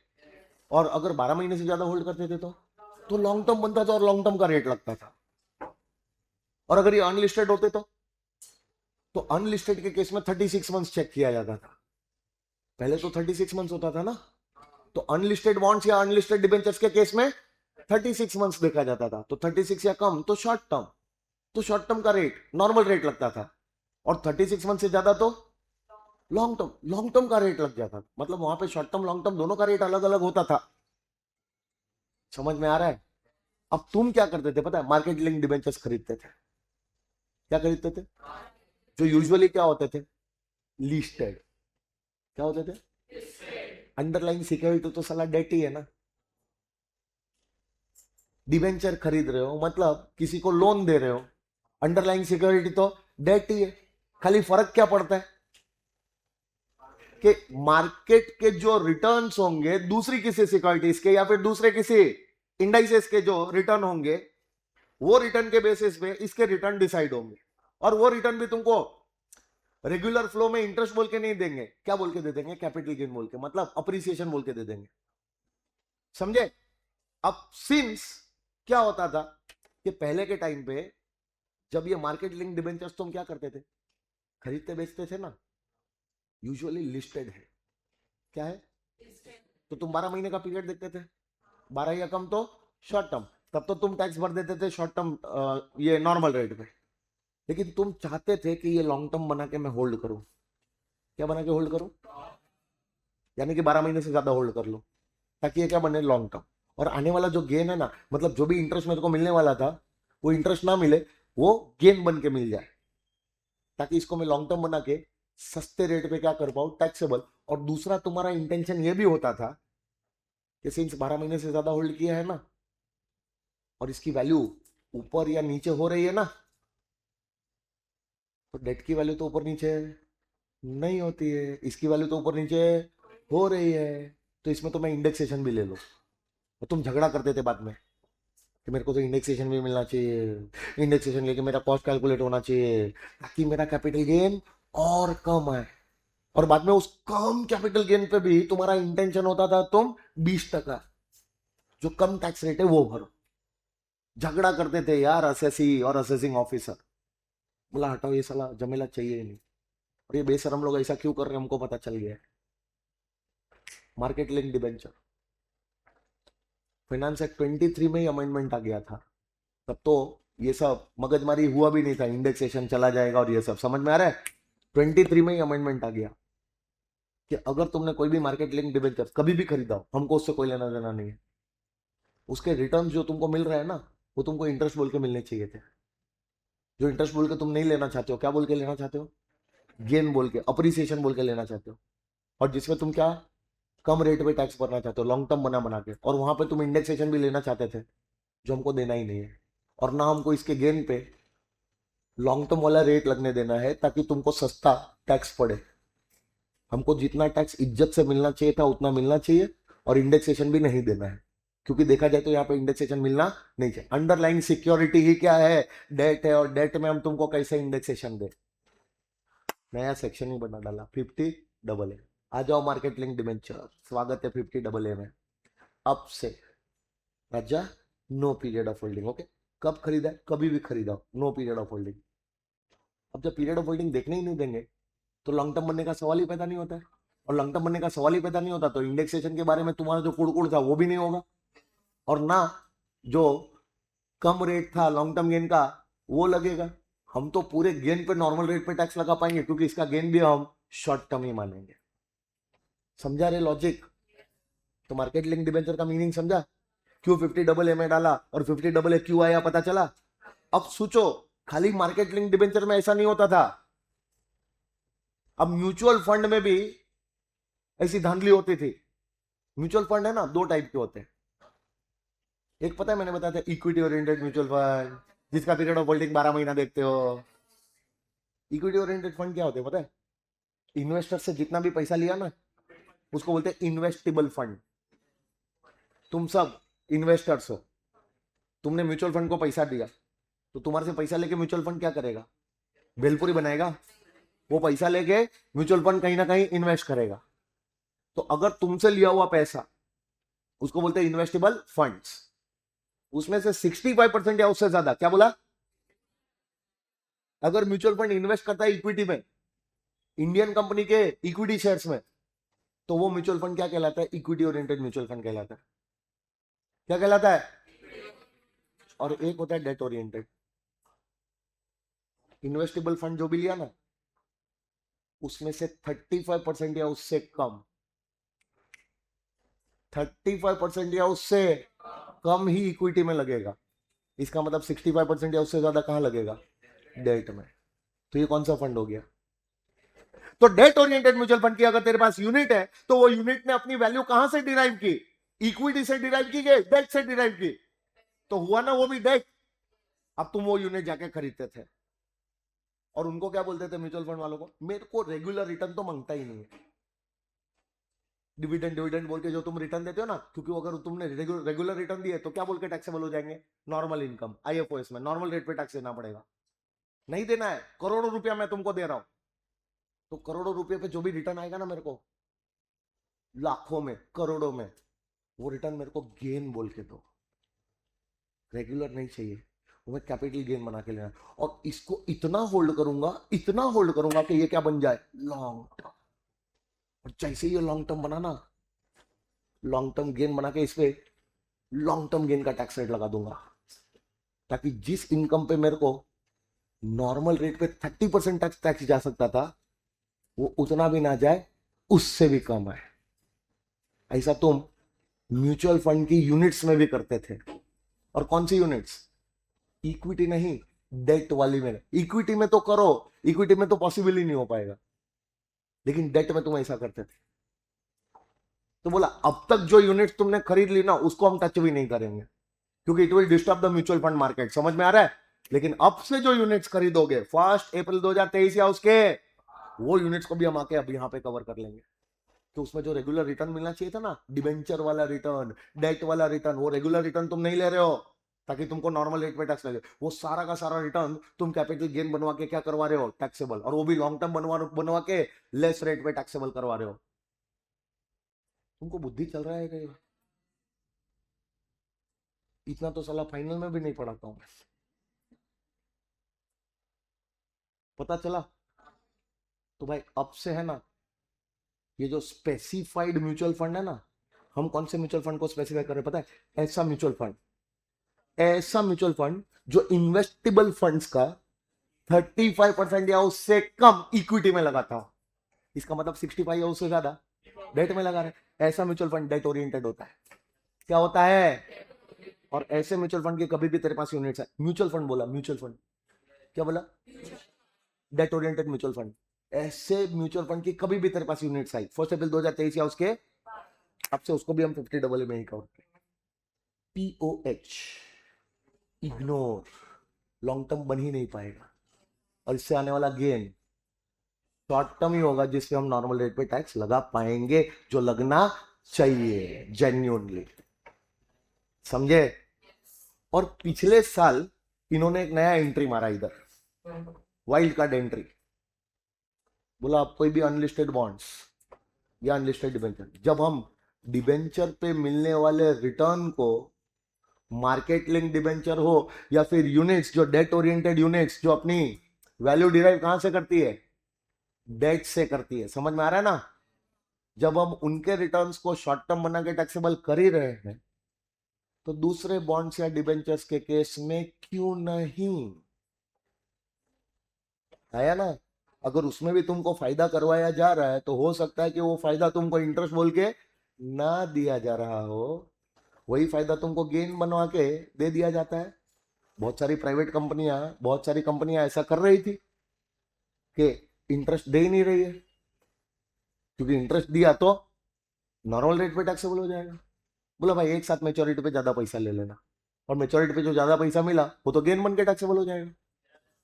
और उसका भी साला तुम पीरियड ऑफ होल्डिंग देख देख के उसको भी लॉन्ग टर्म बना बना के क्या कर रहे हो? उसका भी तुम लॉन्ग टर्म गेन का टैक्स रेट लगा रहे हो, जो कि कम है। तो इस पे भी होने वाला कोई भी गेन था, उसको भी अब हम क्या बना के टैक्सेबल करना चाहते हैं? शॉर्ट टर्म नॉर्मल रेट्स पे। क्योंकि झोल तो सालो तुम लोगों ने इधर भी चालू कर दिया था। समझे? तो पिछले साल से बॉन्ड्स या डिबेंचर को नहीं कवर किया है, अनलिस्टेड बॉन्ड्स या डिबेंचर को कवर किया। इसका मतलब लिस्टेड है तुम्हारे पास तो क्या करते? कोई भी लिस्टेड बॉन्ड से, कोई भी लिस्टेड डिबेंचर है, कभी भी खरीदा हो, उसको गलती से भी तुम 50 में कवर नहीं करने का। किधर कवर करने का? पीरियड ऑफ होल्डिंग वगैरह देखना पड़ेगा भाई, उसका शॉर्ट टर्म लॉन्ग टर्म दोनों आ सकता है।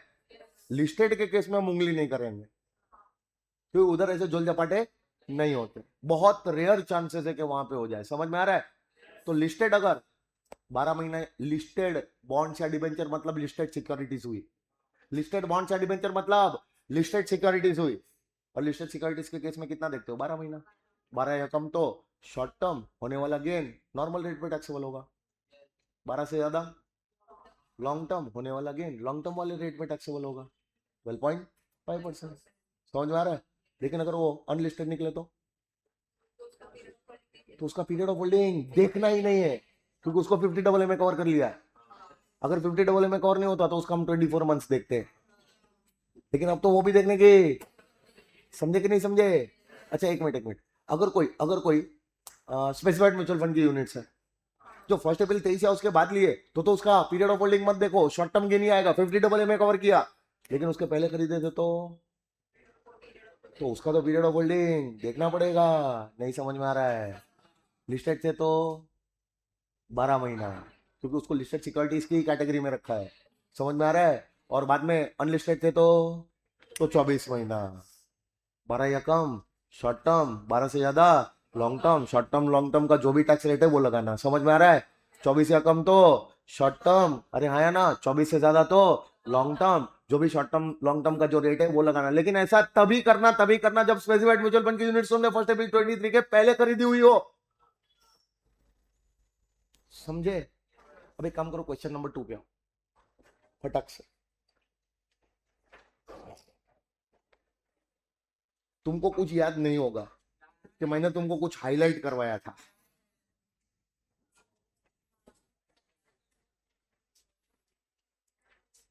और मैंने बोला था जो भी तुमने पीरियड ऑफ होल्डिंग लिखा है वो गलत लिखा है, उसको अपन बाद में सही करेंगे। चलो अब वो समय आ चुका है। पहला तुमने क्या हाईलाइट किया है? अच्छा एक मिनट, अनलिस्टेड डिबेंचर तुमने कभी भी खरीदा हो, लेकिन उसका ट्रांसफर 23 जुलाई 2024 के बाद हो रहा है, तो 50 में नहीं कवर हुआ। अब उसमें तुम पीरियड ऑफ होल्डिंग 24 महीना देखोगे, कट करो उधर 24 महीना लिखवाया है और लिखवा के कट करवा रहा हूं। क्यों? लिखो उधर बाजू में बहुत सारी ब्लैंक स्पेस है, अनलिस्टेड डिबेंचर के बाजू में ब्लैंक स्पेस है ना, लिखो since covered by 50 AA, since covered by 50 AA, एक छोटा सा डैश लगाओ और लिखो POH, ignored, POH ignored, and बाजू में लिखो गेन ऑलवेज, गेन और लॉस, गेन और लॉस ऑलवेज शॉर्ट टर्म। तो 24 गलती से भी चेक मत कर लेना, अभी समझ में आ रहा है? अच्छा अब देखो ना, 4 पॉइंट्स को और तुमने हाईलाइट किया है।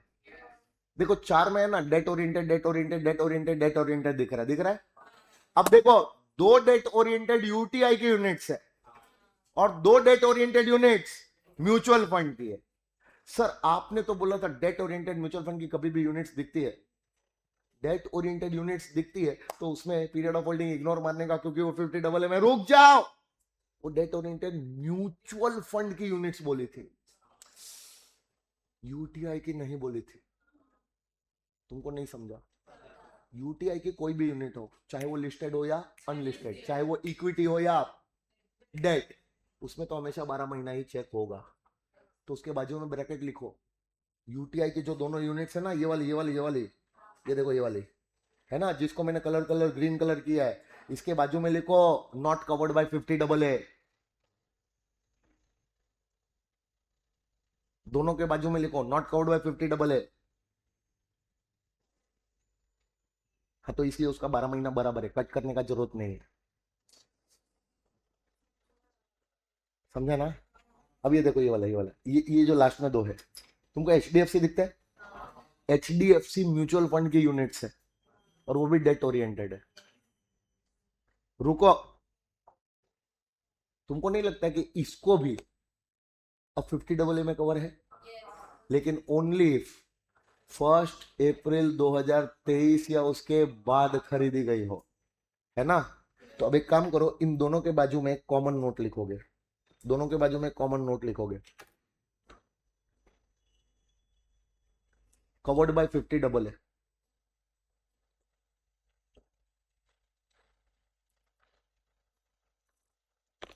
कवर्ड बाय 50 AA, एक डैश करके लिखो,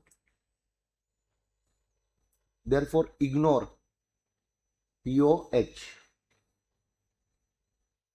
इग्नोर POH, रिजल्टिंग गेन और लॉस शॉर्ट टर्म। एक और डैश लगाओ और लिखो only if, only if acquired. अरे बहुत जगह है, वापर लो ना, दूसरे किसी में नोट तो लिखना ही नहीं है ना। ओनली इफ क्या? अक्वायर्ड ऑन और आफ्टर 1 अप्रैल 2023 लिखा, अदरवाइज जो लिखा है वो सही है, लिख लो, अदरवाइज जो लिखा है वो सही है। तो पीरियड ऑफ होल्डिंग को कैंसिल मत कर देना पागल, वो पीरियड ऑफ होल्डिंग देखना पड़ेगा, अगर उतना ही देखना पड़ेगा जितना लिखा है, अगर उसको तुमने अक्वायर किया था 1 अप्रैल 2023 के पहले। समझे कि नहीं समझे? अब सोचो ये उस तभी बताता तो तंबूरा तुमको कुछ समझता। थैंक यू बोलो। No problem. चलो अभी सुनो, 50 AA खत्म हुआ। 50 AA के बाद अब 50B है, 50C है, 50CA है। ये 3 सेक्शन, तीनों section most IMP section. 50B जो है ना, 50B जो मैं करवाऊंगा, स्लम्प सेल है। क्या है? नसीब अगर तुम्हारा अच्छा हुआ तो एक क्वेश्चन स्लम्प सेल से आ जाएगा एग्जाम में। इतना झंडू क्वेश्चन होता है, लेकिन 8 से 10 मार्क का क्वेश्चन होता है उस पर। मतलब सोच लो, स्ट्रेट अवे तुम पूरा रोकड़ा 8 से 10 मार्क घर पे लेके आ जाओगे। लेकिन उसके लिए ना तुमको थोड़ा अटेंटिव रहना पड़ेगा 50 में। अरे तुम्हारे ये गैस के बाटले अंदर रखो ना यार। तुम्हारा कोई भी ऐसा लोखंड का कोई बॉटल लेके आता ना तुम, तो उसको बैग के अंदर रखा करो यार। अपने आप को संभाल नहीं पाते हो, इतनी बड़ी बड़ी बाटलियां लेके आते हो, खुद गिरते पड़ते आते हो यहाँ पे, और यहाँ पे आके बाटलियां भी गिराते हो। इतना इंपॉर्टेंट मेरा लिंक रहता है ना, लिंक टूट जाता है। और लिटरली मेरे को लगता है वो गैस के बाटले आते हैं ना लाल कलर वाले, वो गिरते। और पानी, इतना पानी तुम क्या करते हो रे? घर पे पानी नहीं आता क्या तुम्हारे? इधर से भी पानी भर भर के जाते हो। चलो सुनो, तो 50B मैंने तुमको बोला, एक वो इंपॉर्टेंट है। एक देखो 50C, 50B के तुरंत बाद 50C आएगा। एग्जाम में कैपिटल गेन के क्वेश्चन बनते हैं ना, तो वह तो या तो शेयर्स पे बनते हैं या तो इमोबल प्रॉपर्टी पे बनते हैं। मेजॉरिटी क्वेश्चंस तुम देखोगे ना, तो या तो शेयर्स पे बनेंगे या तो, और अगर क्वेश्चन इमोबल प्रॉपर्टी पे बना, 99% उसके अंदर 50C आएगा आएगा और आएगा। इतना इंपॉर्टेंट सेक्शन है दम नहीं, जरा सा भी दम नहीं है सेक्शन में, झंडू सेक्शन है। लेकिन उसमें जो कुछ भी लिखा है ना, तुमको तुरंत क्लिक हो जाना चाहिए एग्जाम के टाइम पे। और 50CA ये है छुपा रुस्तम। अरे छुपा आदमी, CA छुपा आदमी मतलब छुपा रुस्तम। ये सेक्शन इतना डेंजर है ना कि कभी आ जाता है, पब्लिक को पता भी नहीं चलता है, और पब्लिक इधर मिस्टेक करके आ जाता है।